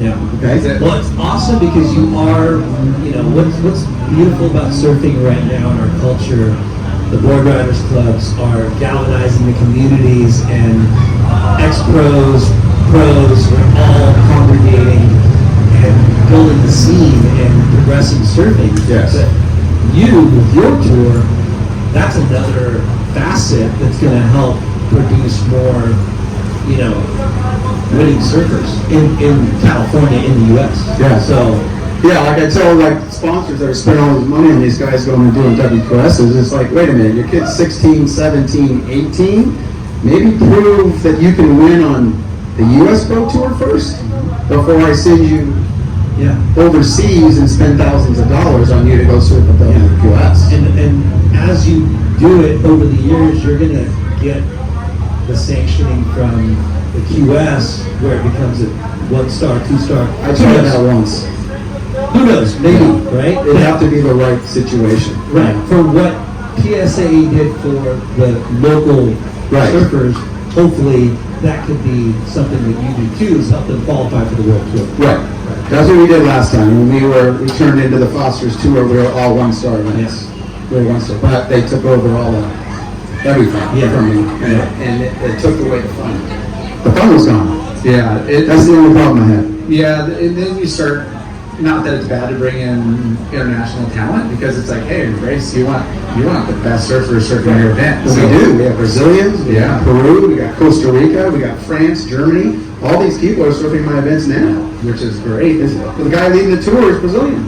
I mean, a lot of those surfers, they sacrifice where they come from, maybe a better quality wave to come to California because it's where the surf mecca is, and it's a lot of opportunities for them. Yes. So first contest was, the inaugural one was HB. HB here at the pier, January 13th and 14th. We ran that. That event was actually filmed by Microtronic on Board Stories. I don't know if you guys saw it, but it was aired on Spectrum Cable. Sick. Half-hour show, and they came out and filmed the whole. We wanted to do it right coming out of the gate. We had 76 competitors in the first event. Yeah, Mike was. We were at Surf Expo, and he's like, "I gotta catch a flight like tonight. I can't miss it," because he was like coming straight to your event. Yeah. It came out really good. He did a great job. I mean, it's pricey. He wanted to come out of the gate, the right way. Yeah. And then next event, we're down on entries a little bit, Oceanside, but the waves in Oceanside in February. Pumping. Double overhead on Sunday, offshore. I mean, the waves were good all weekend long. It was amazing. Our first event, Wesley Santos, which we all know surfs out here now, he won the Huntington event. Yeah. And then the second one, Felipe Chagas, another Brazilian, he won the Oceanside event, and Titus Santucci took second. Yeah. He's only 17. He's leading the tour in prize money because he does pro junior and pro men. Yeah. He's leading the whole tour in prize money right now. He's only 17 years old. Ripper. Yeah. So and then we got rained out of Salt Creek in March, and blown out really. My tents were blowing down the beach. It's pretty bad, actually. So we make up our Salt Creek event next weekend at Golden West Street. Next weekend. Next weekend, May 4th and 5th, we'll be down at Golden West, the Pro Tour. People should come out and watch. 97 competitors, our biggest, it's our record, the most we've had. I think we have 45 pro men, which is the most we've had. And go over the divisions again. We have pro men, pro women, pro junior 18 and under, and then we have pro masters 50 and over and pro masters 40 and over. And what is the prize money for? Prize money for every division. And how much is it? The pro men is $2,000 What? next weekend for first. The pro women's 1,000. Pro masters divisions are 1,000, and the pro juniors, I believe, are 800. 800 for first. That's incredible. That's not a bad Weekend. price for a weekend. Well, the weekend after, May 11th and 12th at T Street is $3,000 for first. Wow. For T Street. We upped the entry fee a little bit, and it's a 3-star, so it's worth triple the points. Yeah. So we upped it, and that's how we got extra prize money in there. We wanted to put a $3,000 first place. So plans are to take this across the country, Yes. East Coast? Okay. Yeah, we're already talking to Magna Martinez and those guys in Puerto Rico. Yeah. I talked to Liam McNamara in Hawaii. He wants to help. He's over there. What I'd love to do is bring the Triple Crown back. Wow. Yes. And just make 3 events, and all the Hawaiians can surf the 3 events, so they don't have to travel to the U.S. as much.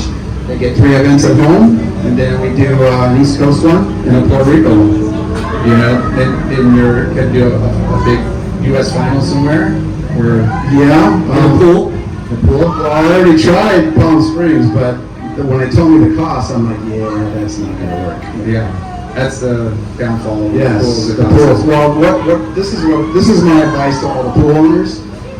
You want the best surfers in the world in your pool. Yep.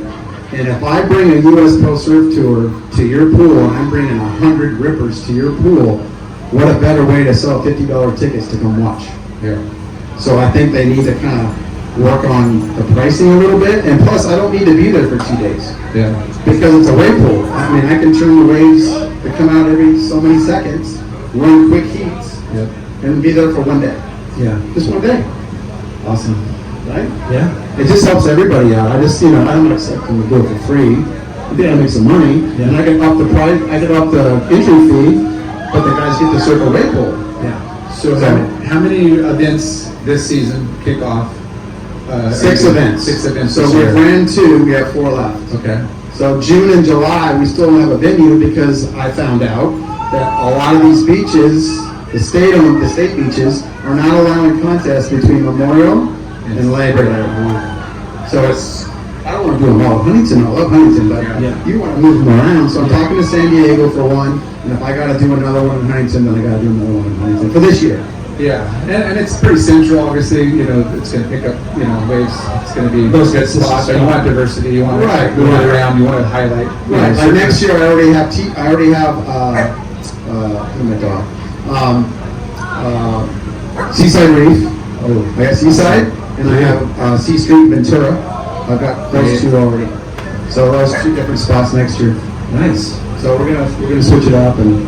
So let's do a big sponsor plug. Yes, the biggest sponsor of all is my buddy Paul Ambrose. He runs the Canyon Inn up in Yorba Linda. He's been there for 30 years.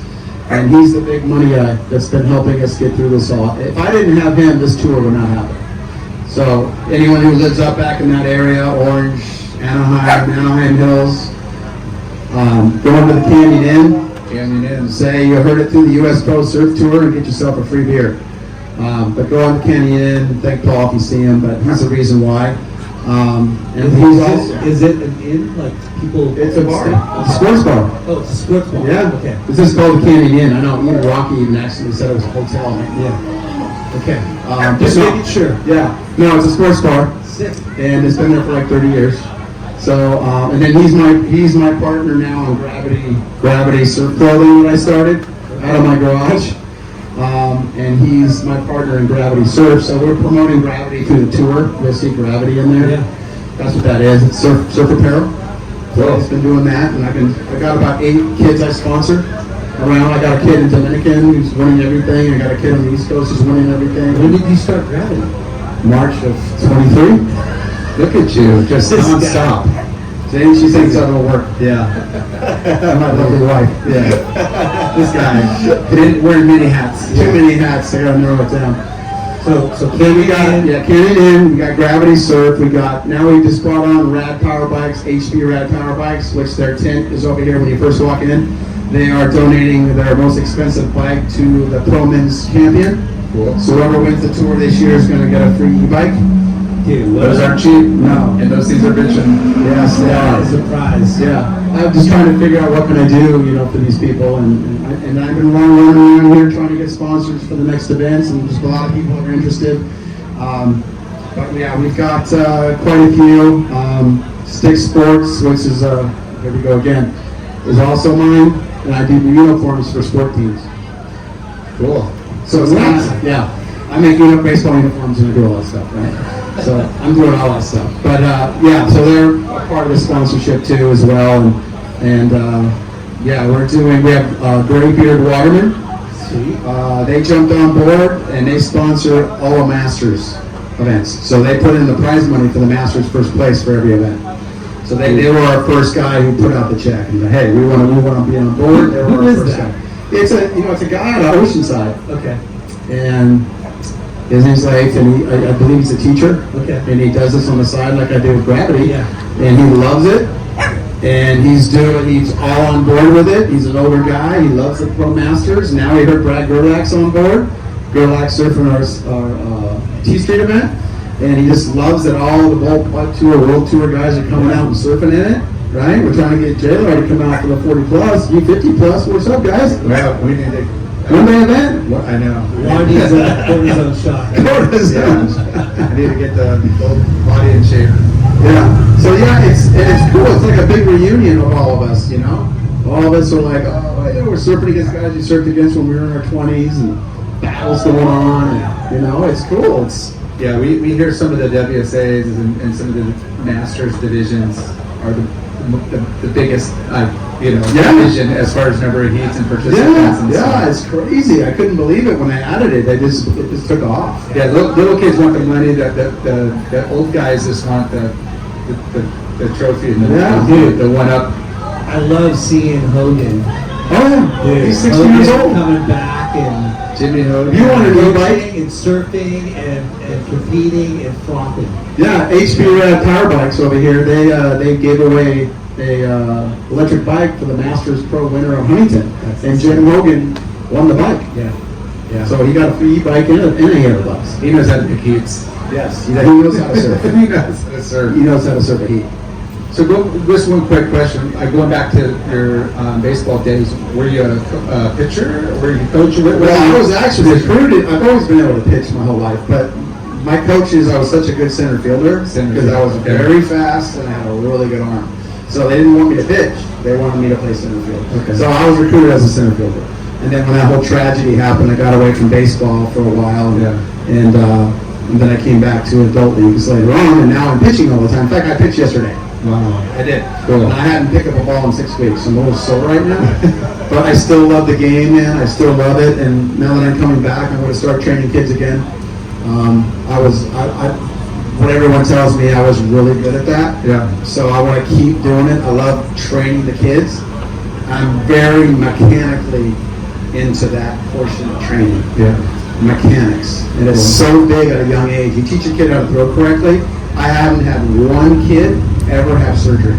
That's Great. 13 years. What's funny is mechanics in surfing is very important. Well, I may start surf coaching now. I come back. I mean, I'm like Gerlach. I'm really into mechanics too. Like I catch myself doing stupid stuff out here all the time. Like, what are you doing? Like, why is my arm way back here? It's like, I know what to do, but I got to concentrate on it to get my mechanics back. Because it's not easy living in Arizona and coming out here when I only surf once every 2 weeks. I try to jump in a contest. I think I saw you at Lowers last summer, and you're like, I'm living in Arizona. Yeah. I only come out, I look at the forecast, and I'll come out here for 2 or 3 days and get my fix for the month, and then I'm driving back. And I'm like, that's gnarly. Yeah, that's what I've been doing for 5 years. But, I mean, if you're surfing a high caliber wave like Lowers, and you're getting 2 or 3 days, and, you can get your fix in I do. a couple weeks. Usually I would hit, wave pool.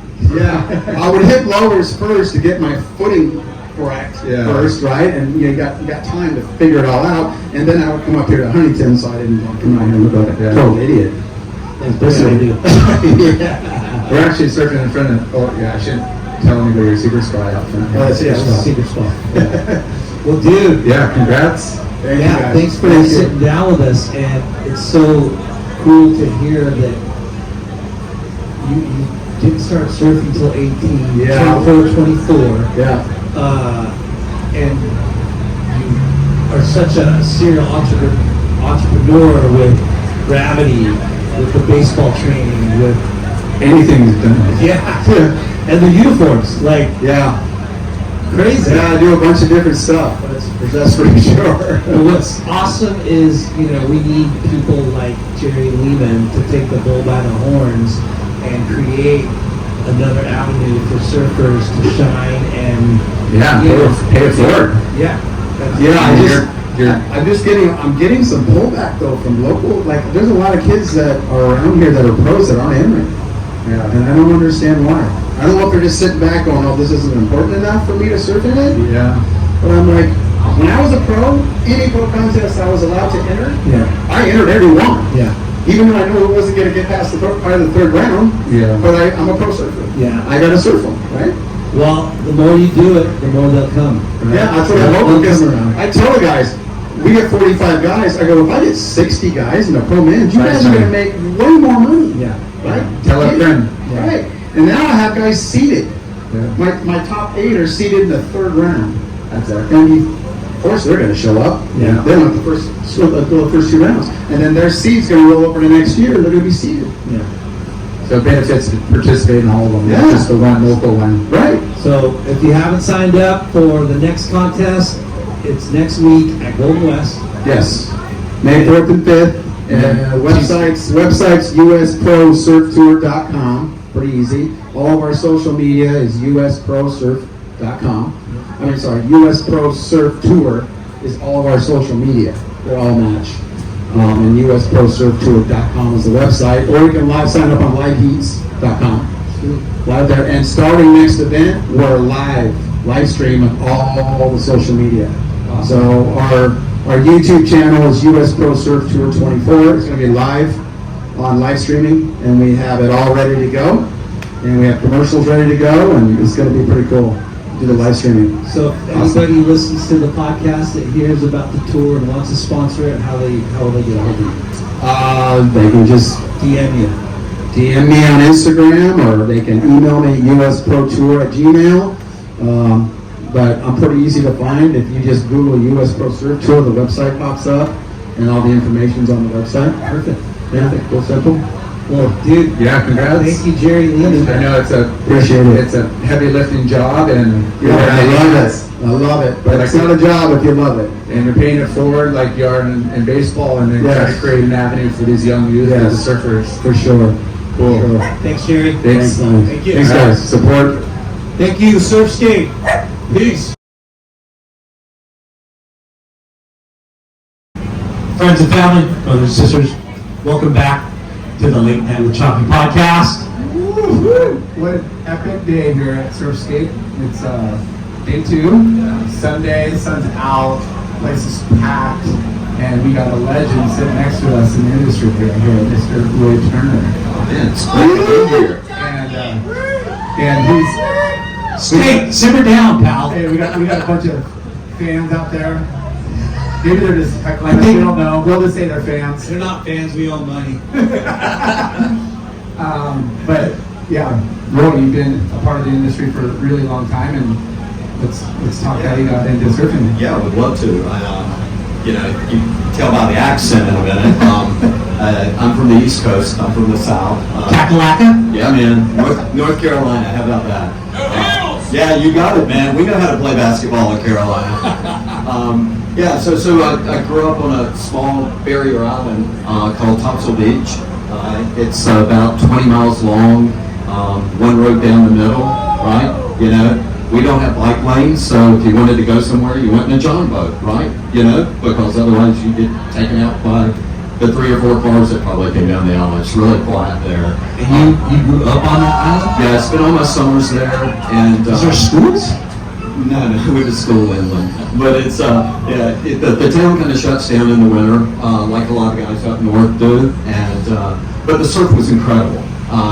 Beach breaks, really decent surf, relatively consistent, especially in the fall. Great hurricane seasons, as a matter of fact.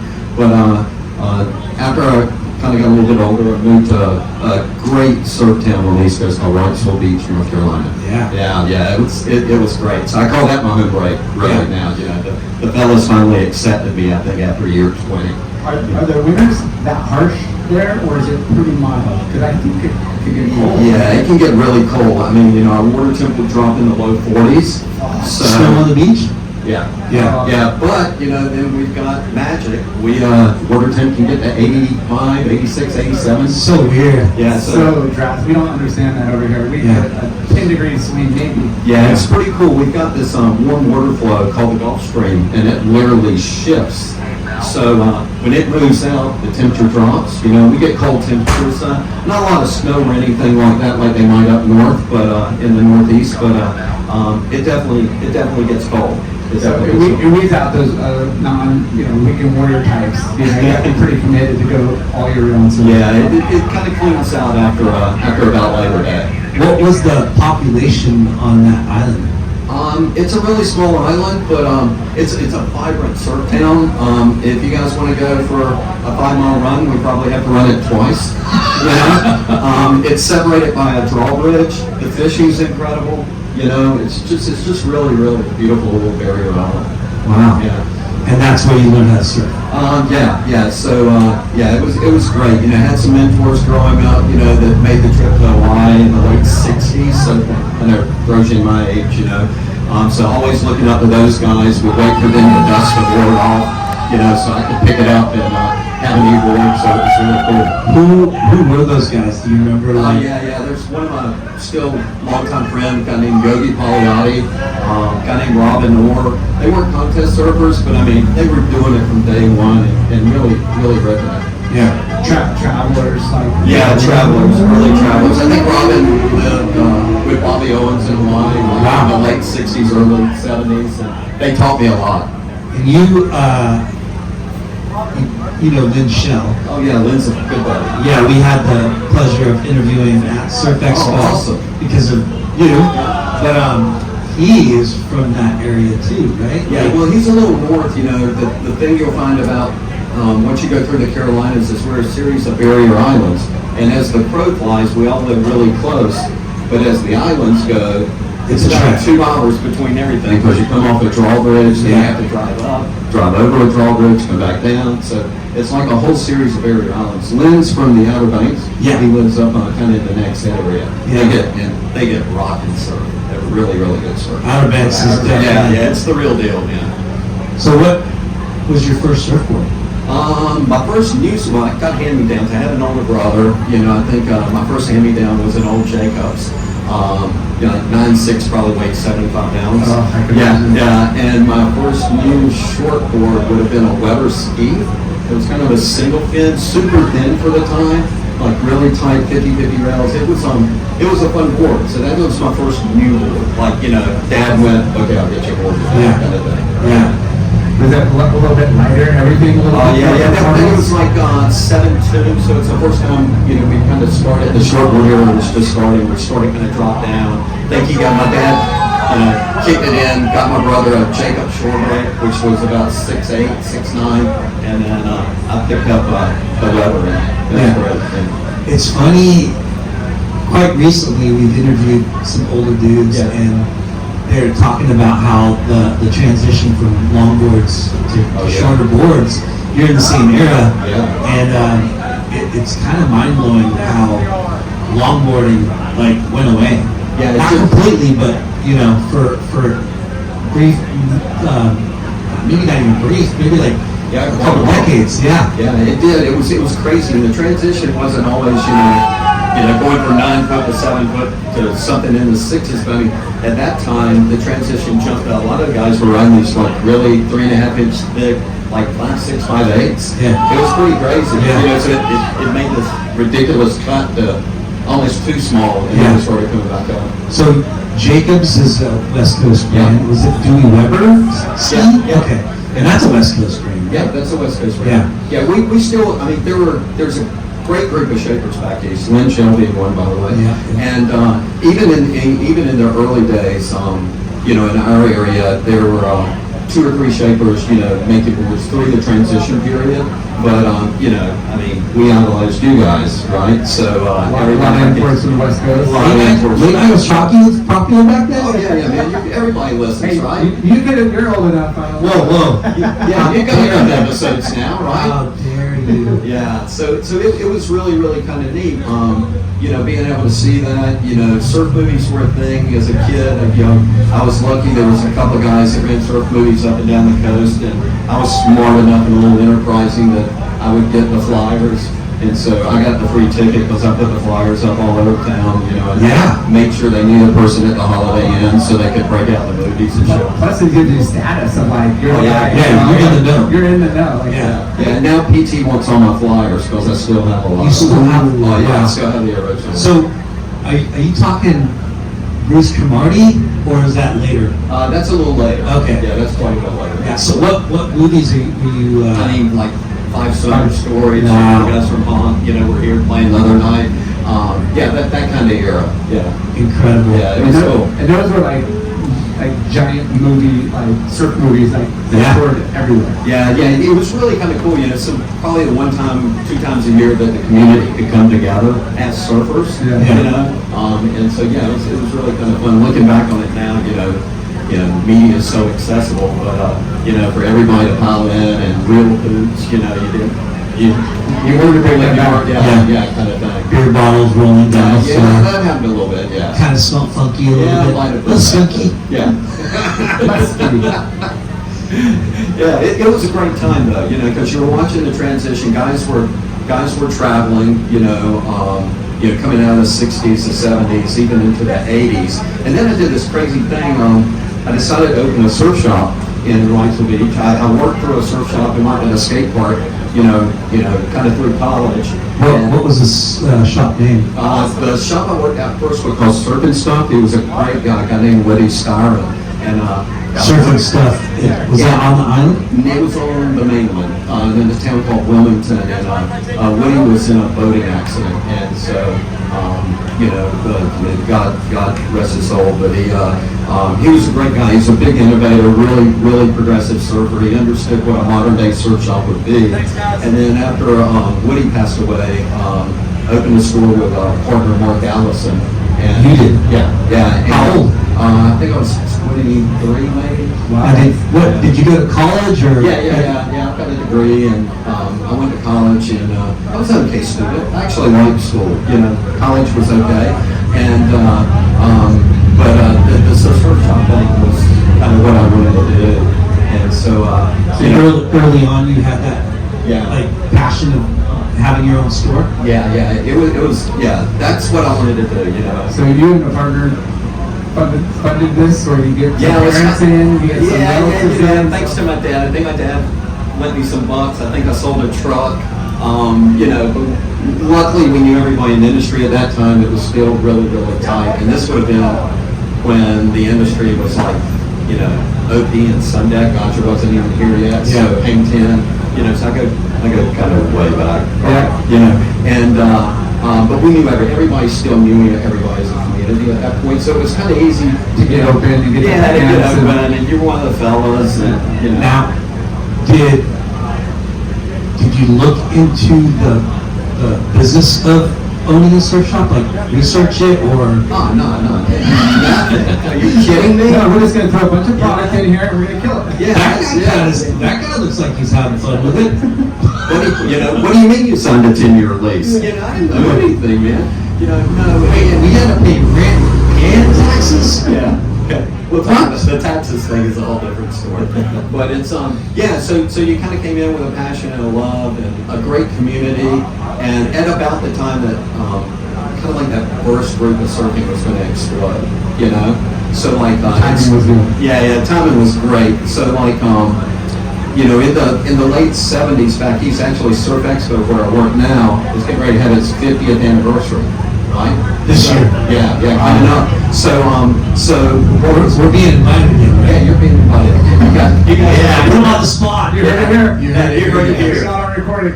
Yeah, you know, and that's when Surf Expo started. So, you know, like, 50 years ago. yeah, got to, you know, go to Surf Expo and then meet the fellows. And at that point, everybody was young. You know, like, I think the first time I saw Quicksilver, it was 6 pair of shorts with a giveaway T-shirt from McKnight out of a cardboard box. They were pretty much just like a short company. That was it, man. You know, and back east, Sundeck was a big brand at the time. And Bill Yerkees, guy named Bill Yerkees was Florida, right? Yeah, Florida. Okay. Yeah, so it was in Florida. The actual first one was held at the East Coast Championships in Virginia Beach, but I don't know if you'd really call that a trade show. You know. But it was the first Surf Expo in Virginia Beach. Yeah, so How wild. Yeah, it's pretty crazy. And then we moved to Florida. We went to this little town called Kissimmee, Florida. Kissimmee. Yeah, it's in the middle of nowhere, right? And then moved, you know, where we are now. We just moved into the convention center. Yeah. Yeah, pretty cool. What a trend. 2 years. Isn't that crazy, man?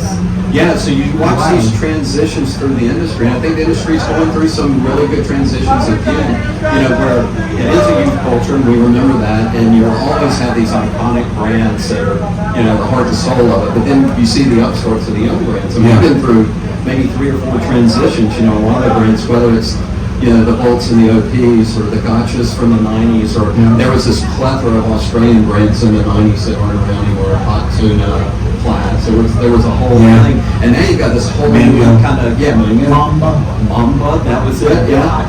Hot Tuna, Yeah, there was. Cover your mullet. yeah. Yeah, Oh, of course.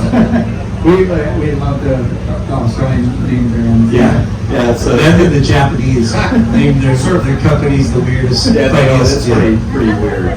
But Let's start a wetsuit brand. Let's call it Rash. wait, no, I got a better one. Let's call it Be Wet. yeah, that's even better. You guys are killing me. But you know, so it was really kind of nice to watch that all transition through that. I think the craziest thing we ever did, I had these friends who had a large chain of record stores, kind of like the guys you grew up with, the buddies that kind of rolled the dice and did well. I think out here it was called, they ended up selling, it was called the Record Bar back east. I think out here it was called Licorice Pizza. Licorice Pizza. Yeah. Yeah, it was a record chain. And they ended up selling actually the Blockbuster, who then sold the Tower. But so anyway, I get them on the phone one day and they're going like, hey, how's the surf? I go, it's really good. So, you know, I got this crazy idea. Let's do a surf contest. Well, then, you know, I didn't understand that you couldn't ask. So I called Al Hunt at ASP and said, hey, I'm running a surf contest. And he goes, you got 20 grand? I went, hang on. All my friends back go, I need 20 grand to run a surf contest. And the next thing I know, we ran this incredible ASP. The record store company funded your. Yeah, it was called the Record Bar Pro, and we had like awesome surf for 3 years in a row. But it was everybody. That's kind of how I got to know everybody. So at that time, surfing. Is this before the shop? Now, this was when I was in the shop. It's like second year. I still didn't know what I was doing because I was spending money and not making money, right? So hey, we'll roll this dice. Yeah, spend more money. Let's go back. You had a partner that opened up Surf City. When did you open that? And it was right Slow Beach, right? Oh my gosh. Probably 79, I guess. And you're out of college. Yeah, I'm out of college. You know, You partnered up with a guy. this is what we're gonna do. Yeah. Ran it for about a year, and you know, a couple years in, went, hey, let's run this surf contest. And Got to put ourselves on the map. yeah, put ourselves on the map. You know, Can I ask you what you opened the shop up with? Like what kind of products? Surfboards. Love surfboards. I mean, I'm a surfboard freak. Yeah. And We all are. so we kind of had kind of like probably I'd like to say that the best surfboard selection, not just for miles, but for hours. Yeah. Right. So we were a destination to come buy surfboards. And what brands, what shapers did you bring in? You know, for years I was like lost. You know, when Matt was first getting started, Merrick, Stewart. I like, you know, some smaller guys that you guys might know, like a Cordell Miller. Yeah. That Cordell stuff. Look at you, you're avant-garde back Yeah. then. We did some pretty trippy stuff. We did a bunch of guys out of Santa Barbara. You know, kind of like the fellows up there. We would bring their boards in. And What year is this? Sort of, yeah. 80 something? Yeah, early 80s. Okay. You know, then we carried TNC because at that time Potter was really hot. So we had had TNCs, and yeah, the surfboard selection was really, really good. Gary Linden, a good friend, you know, stood by Gary, Dick Brewer, you know. So you had like Oh yeah, masters and then the new up and coming. and the new up and coming guys, like always, like, you know, young guys like Cordell, or some guy I really like about boards from a long time ago. You know, Todd Proctor. I don't know if you guys know Todd. Yeah, you know, you call him up and just go, hey, you don't know me from Adam, but you know, can you hook me up? And as a matter of fact, it's how I met Bob early. Before Bob got doing, I carried IPDs. Before Bob actually had, you know, a clothing company. Yeah. But it was early, and the IPD was just a logo. Yeah, it was a logo, but it was Bob. Yeah. Crazy. Yeah, isn't it crazy? Yeah. So that was really cool. And then, then again, when the longboard stuff kind of hit in that second term, you know, obviously we, you know, like guys like Bill Stewart, but all the classic boards, you know, kind of. Well, you know, you got to cater to kind of a broad demographic. Yeah, you know, you want to appease the guys that have money, which are the guys that want the Stewarts or you know, some of those iconic brands. But then, like a Cordell or some of these smaller brands, like I'm sure the youth that's so involved in, like, wait, this guy's a surfer and shaper, and Cordell's, you know, And he was in magazines. A lot. Yeah, back then he getting was, a lot of editorial. Yeah, you would being see part a lot of of them. Yeah, Studio 54. Yeah. Riding for Quicksilver. Yeah. Like, he was the poster child for Yeah, it was Quicksilver. really cool. You know, we'd make annual trips out here, you know, just to try and keep a pulse on it. You would kind of see, you know, this guy's up and down, this guy's, wonder if they're selling some boards, you know, wonder if this guy was selling some boards. Yeah. And, but I think what that did is, I think for where we were in the Carolinas and at the time, it really elevated us. And then when we brought the pro guys in, I mean, yeah, it was everybody. That's how I know Sean Thompson, Mark Richards was surfing, you know, it was Shane Moran, it was Potter, you know, and then of course all the Australians at the time. You know, it was really cool. And when we hear about those old East Coast events, not just yours, but up and down the coast, and the caliber of surfers, like These people out there. and Michael Ho and Derek and like the heavy headed hitters. Yeah, And they were big events. yeah, it was a big deal. Yeah, and that's what I love, you know, because Laura and I come from surf retail, from HSS. We used to have big events, and you know, we'd have Slater there, Aki there, Gerlach there.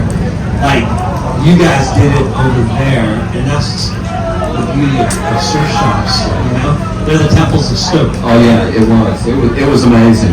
It was great.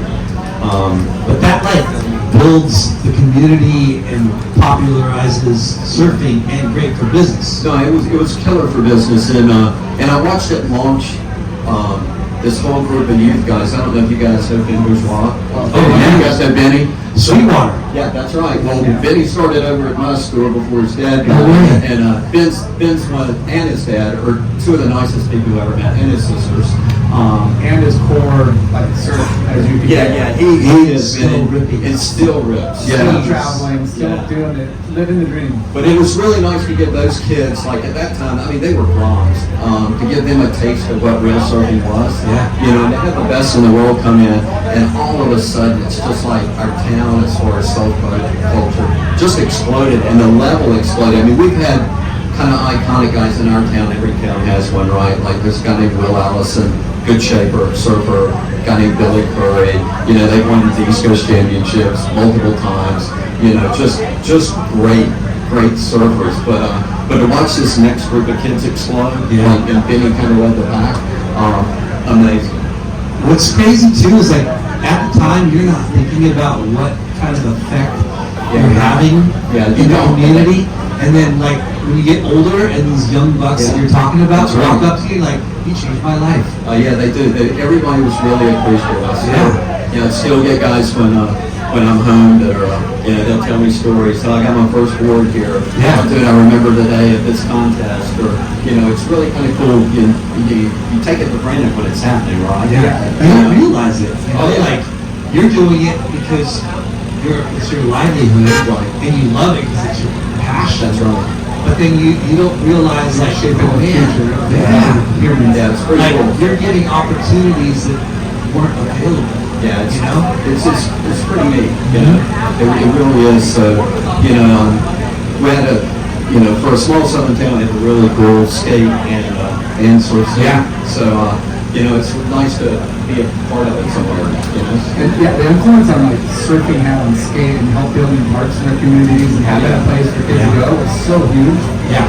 Yeah, and it was wild because we, like, to be a small community in this, you know, like in the early 80s, we had parks before all the liability insurance, and then they just went away. Yeah. Right, you know, but Same thing out here, and, you know, and then, great skater, guy named Reggie Barnes. I don't know if you guys know Reggie. Yeah.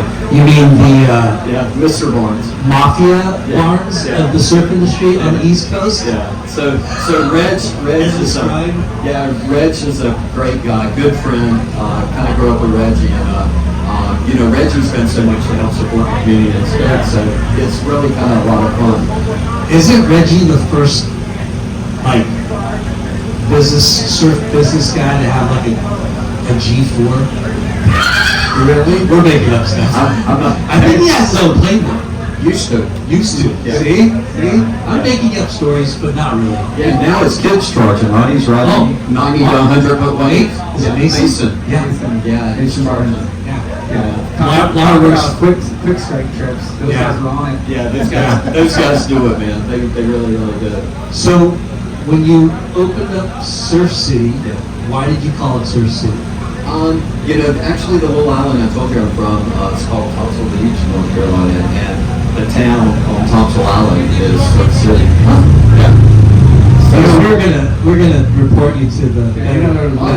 No. What's funny is the city actually came to me because I incorporated under Surf City Inc. Right, and the city couldn't unincorporate under their own name. Smart. Look at this guy. Yeah, so that helps with sign permits. Yeah.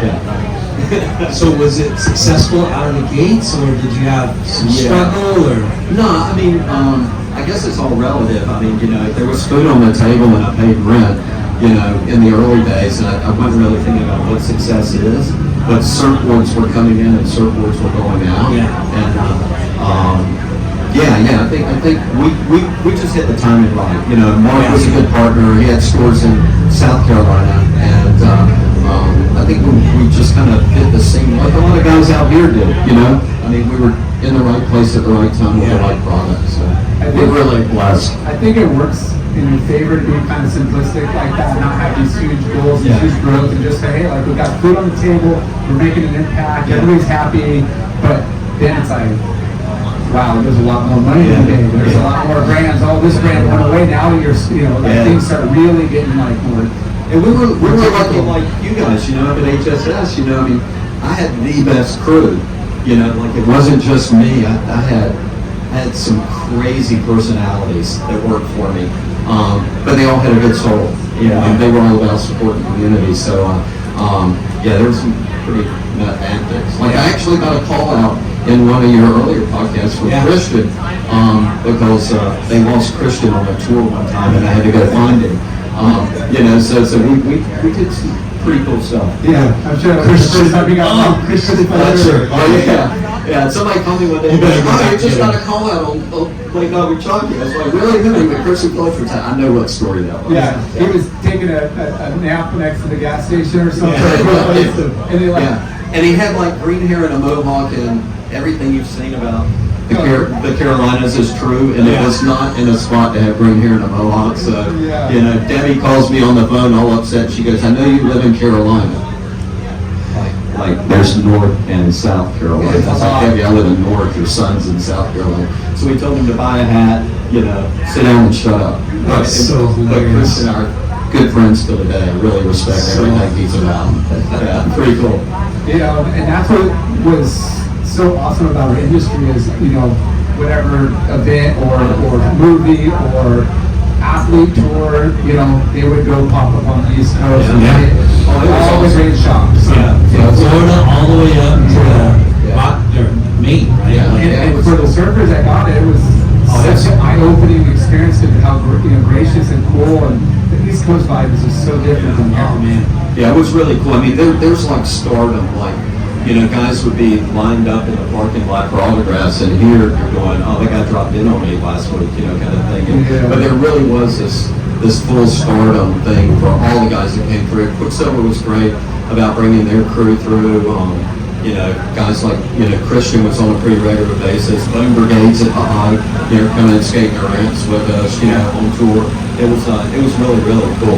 Yeah. Really cool. So the contest, you wanted to do a contest, and you're friends with the guys at the record store. Yeah. And they get ASP sanction cost you 20 grand. Yeah, 20 grand. Big Al, you know, Gunny Al Hunt was running the tour at the time. Yeah. Yeah, it was cool. I mean, what's crazy is, you know how, like, ignorance is bliss, right? Like, for you to just go, well, I want to run a contest, and ASP is a contest. Yeah. Like, instead of, like, you know, going, you went to the top. Yeah. You went straight to the... In the rules, nobody said you couldn't do it, right? You know, so. Right, like, but it's the world tour that this guy's managing, and you call him directly, and you get a hold of him, and he says, give me 20 grand. Yeah, you have to get that sanction to get those big names. They couldn't serve other events that weren't like ASP. Yeah, that's right. And It was where, you know, if you do all those loops and you know, jumps that you have to do, I don't know how you did it, but you did it. You know what I mean? Yeah, it was great, and I think all the pros really appreciated it. You know, the South is kind of special. Like people call you honey, and they mean it. They're not being sarcastic. Yeah. So the pro tour came to town, and the entire town just completely embraced it. Like putting people up in their houses, feeding them. You know where you were on the tour, lending them $100 that you were never going to see again. You know, I'm sure they how had that that goes, right?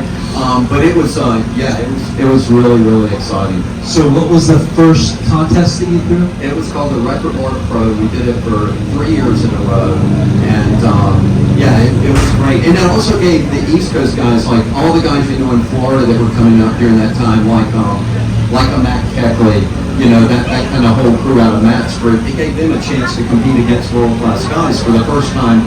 You know, really, I'm going to say ever, because I'm sure some of them did it some places, but you know, in mass, they were able to compete against the best in the world. Yeah. Yeah. So, summertime. Yep. And you said you got lucky with... Yeah, 3. Yeah. Three. I mean, like, you know. Good waves. Yeah, really good waves. I mean, good contest waves, you know. Head high, winds offshore, lay down at night, come back the next day, same thing. You know, there was a finals one year, and Shane was in the finals, and I mean, the crowd standing waist deep in water, and they're riding barrels within 5 feet of them. You know how the East Coast is. Yeah. It's a little different, and so it was really kind of neat. The crowd was into it. The guys were all into it. And Throwing parties every night. So after that also happened. What was the prize purse? I think it was at that point the winner took 10 grand. I hope I'm not wrong on that. Yeah. PT would know. Yeah, PT always, you know. Mr. Encyclopedia? Yeah. Dude, he would correct me on that, right? But 10 G's. yeah, maybe 7. 7 G's now is a lot of money. Yeah, so yeah. It was. But it was the guys. They left us and went to France. So that's The stepping stone, good time. Yeah. So we were kind of like a stepping stone. Lay over on the East Coast, make some scratch, and head over to Europe. Yeah, that's it, man. I mean, Some southern hospitality, and then... nothing else. So you're, I don't know, you're still on the SEMA board too? Or Yeah. How long has that been? I've been on the SEMA board since like 2005, I think. So it's been a while now, and work with other boards. I started a group called the Board Retailers Association. Wow. Yeah, so I started that in like 2000. You know, all about. I really believe that in the spirit of things, you have to give back. And that's one of the reasons we're here today at SurfScape. It's not the company I work for. We're here to build fences and take away the trash, and get to talk with you guys. So I think if you give back, that's kind of that whole aloha spirit, and I think it's really important to keep giving back. Yeah. So, Surf City. How long of a run did you own it, and then? Yeah, I've owned it for probably around 20 years. Wow. And what's great is I sold it to one of my employees, right? Who had worked for me since he was 14, right? And he's the best guy in the world. It's like a son. His name's Mike Barton. And Mike still owns it to this day. He's killing it. And the Surfboard selection is amazing. And he's got 2 shops, right? Yeah, he's got one. He's just got one. Yeah, the Surfboard selection rivals anything you guys got out here. Yeah. Stay true to the roots. That's when you But I- started, and he's yeah. embracing. What year did you sell to Mike? I sold it to Mike, no, it's from like 2002. Okay. Maybe around 2000. Sold it 2000s. Because Yeah. I've been to Surf City Yeah. myself. Yeah, you've been in. Yeah. But I think you'd already sold it. Yeah, probably had already Yeah. sold it by me. Yeah. So after you sold it, you started working for Surf Expo? Kinda.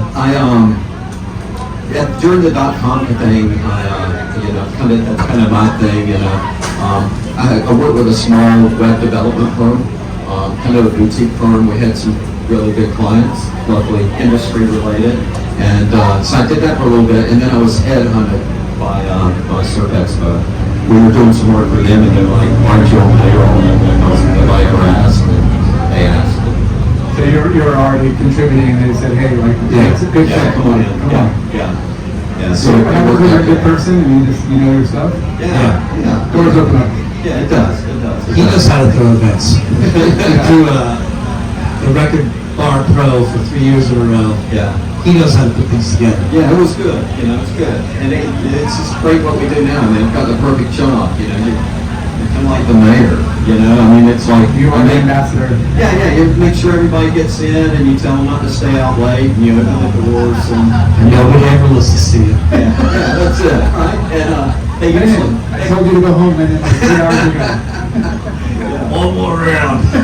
But I think what's better is like you guys have been. You guys know, right? It's one of the few places where the industry itself comes together, and there's a camaraderie that you can't beat. I mean, it's like it's cool. It's just so cool when it's all coming down the right way. Well, we've been going to Surf Expo You have. for decades, Yeah. and I remember the early days. Well, not early days, but when Vulcan was number 1 and BDS shoes was number 1, and the parties that were held. Oh man. I don't know how we got shit done. I don't know. Right? That's one of my claims to fame is, and I love all the guys at Volcom, but we kicked Volcom out. I did one year, and then it got a little too crazy, and then I remember coming to the show the next time, and they said, "Roy, kick us out." They had stickered. Sean Slater had stickered the whole convention center. Bless his heart. Yeah, I mean, thanks, Sean. But yeah, it's been really, really cool. Some crazy antics through the years, and then also watching the careers grow. I mean, it's pretty cool to watch a guy with an idea that doesn't know better, kind of like when you open a surf shop, and then watch all of a sudden he becomes a businessman and it takes off, and you're like awesome, and they go and go, hey, I wrote my first order at Surf Expo, and you're kind of like, oh, you didn't. Isn't that wild? Yeah, it's cool. Watching the guys mature through Yeah, it's neat. discipline. And, hey, I started something, winging it to next year is like, or he or she a little bit more professional. Yeah. Like seeing that evolution has got to feel amazing. Yeah, it's pretty amazing to watch the transitions and all the personalities. It sucks because it makes you feel old.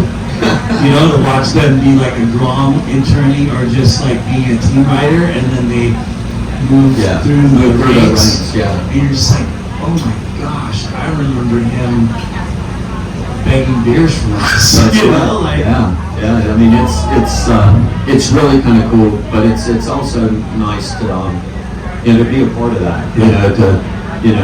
To know all the guys and know where their stories came from. Yeah. It's more than a piece of product. You actually know the people individually. Well, our industry, just like most, we thrive on, competition and the battles and all of that. You get everybody under one roof, and you want the other competition to succeed just like you. As a piece of the pie, you want to elevate. Or try to elevate the entire industry at the same time. And there's some that feel a little more hardcore battling, but at the end of the day, they're all friends, they're all from the same brotherhood, and it's really cool to see these big events at Surf Expo, whether it's SurfScape or anytime we can get the tribe together is Yeah, it's It benefits awesome. everybody. Yeah, it really does. Can we ask you a favor? Sure. Can you bring Surf Expo to Southern California? Oh, So you're saying there's a chance? there's a little silent. Yeah, that's you know, the company that owns us now, Emerald. actually, Emerald, you know, we used to own ASR, right? So, I think we've got some experience there. Yeah. But, you know, like I ever tell everybody, we're a reflection of what the industry is. So, you know, never say never, right? Never say never. Never say never. It'd be nice to have a bi-coastal, because that's it. You guys are it right now. Yeah, we're it, Surf you know. Expo is kind of the last surf industry, skate industry That's right. show. So, and everybody goes to it. Yep. But everybody used to go to ASR. They too. sure did. They did both. Yeah. So it's time for both. I'm glad I've already turned in my business.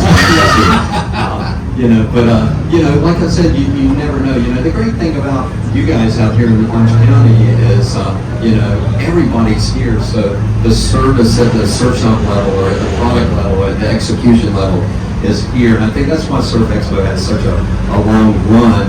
Our community starts in Maine and goes to the Caribbean, right? And we're all fellows, so, but we don't ever have a chance to, you know, to get together just because it only comes twice a year, right?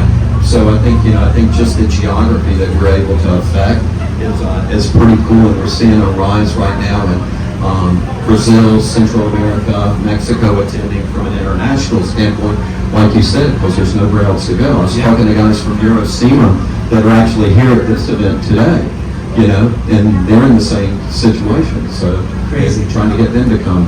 Yeah, you guys have that resort, you know, kind of Yeah, portion of the business, you know, which is a big draw for, like, It you is. said, that, like, kind of, you know, Caribbean. Yeah, that's what kind of pulled that in. So it's kind of, you know, coastal lifestyle, I guess, is a nice way to say it. You know, that attaches to our business. Nothing we're ashamed of, because you do business on both sides, and you know, every now and then your family member gets married and you got to dress up, right? So you got to buy some other stuff. But it's it's a nice blend, and the transition back and forth from a buyer standpoint is there, and we're seeing a big growth right now, kind of in the, I guess, the outdoor industry piece of it. Yeah. You know, so we're seeing that kind of crossover with collaborations and a lot of those brands. I think we have 75 what I classify true outdoor brands at Surf Expo now. Yeah. And I just think that's just kind of what's going on in the industry. And not to talk trash on outdoor retail, but I heard it's kind of gone downhill. It's going through it. Yeah, definitely going through a transition right now.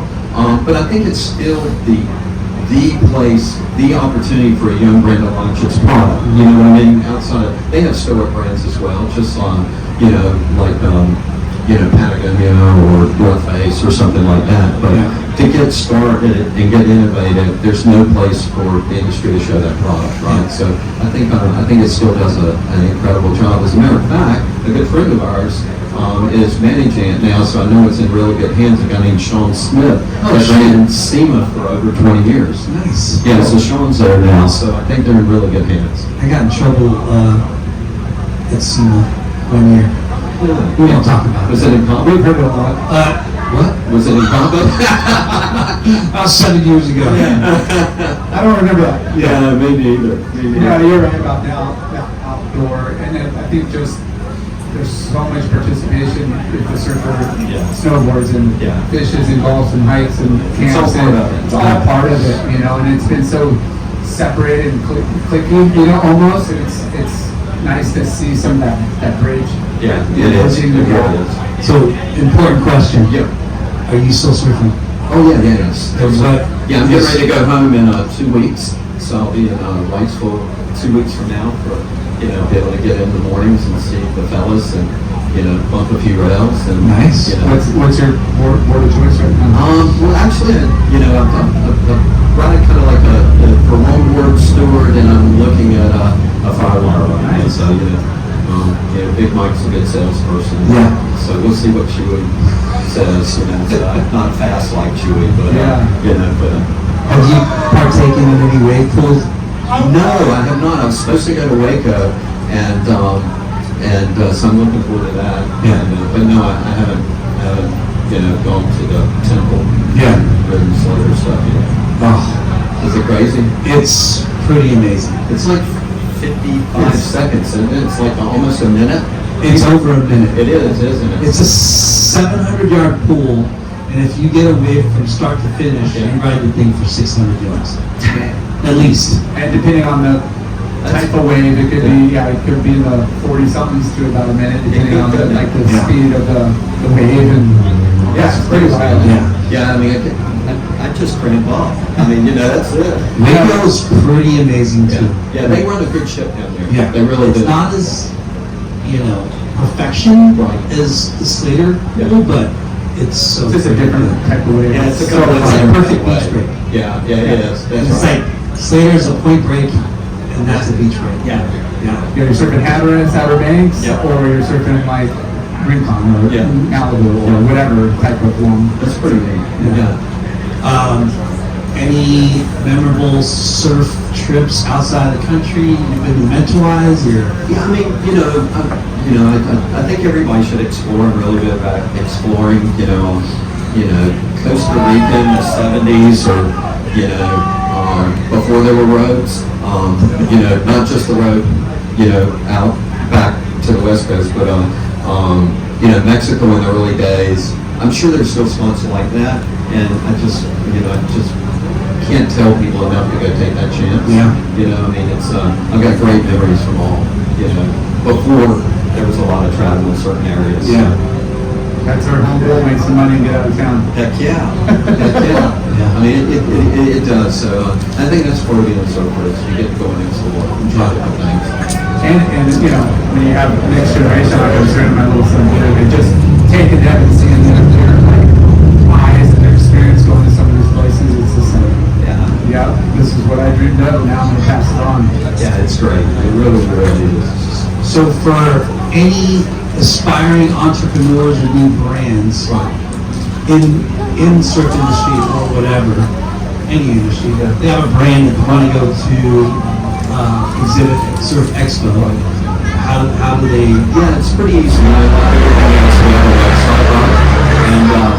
And we're happy to walk you through it, and we're really honest about it. A lot of times the conversation goes that you're just not ready.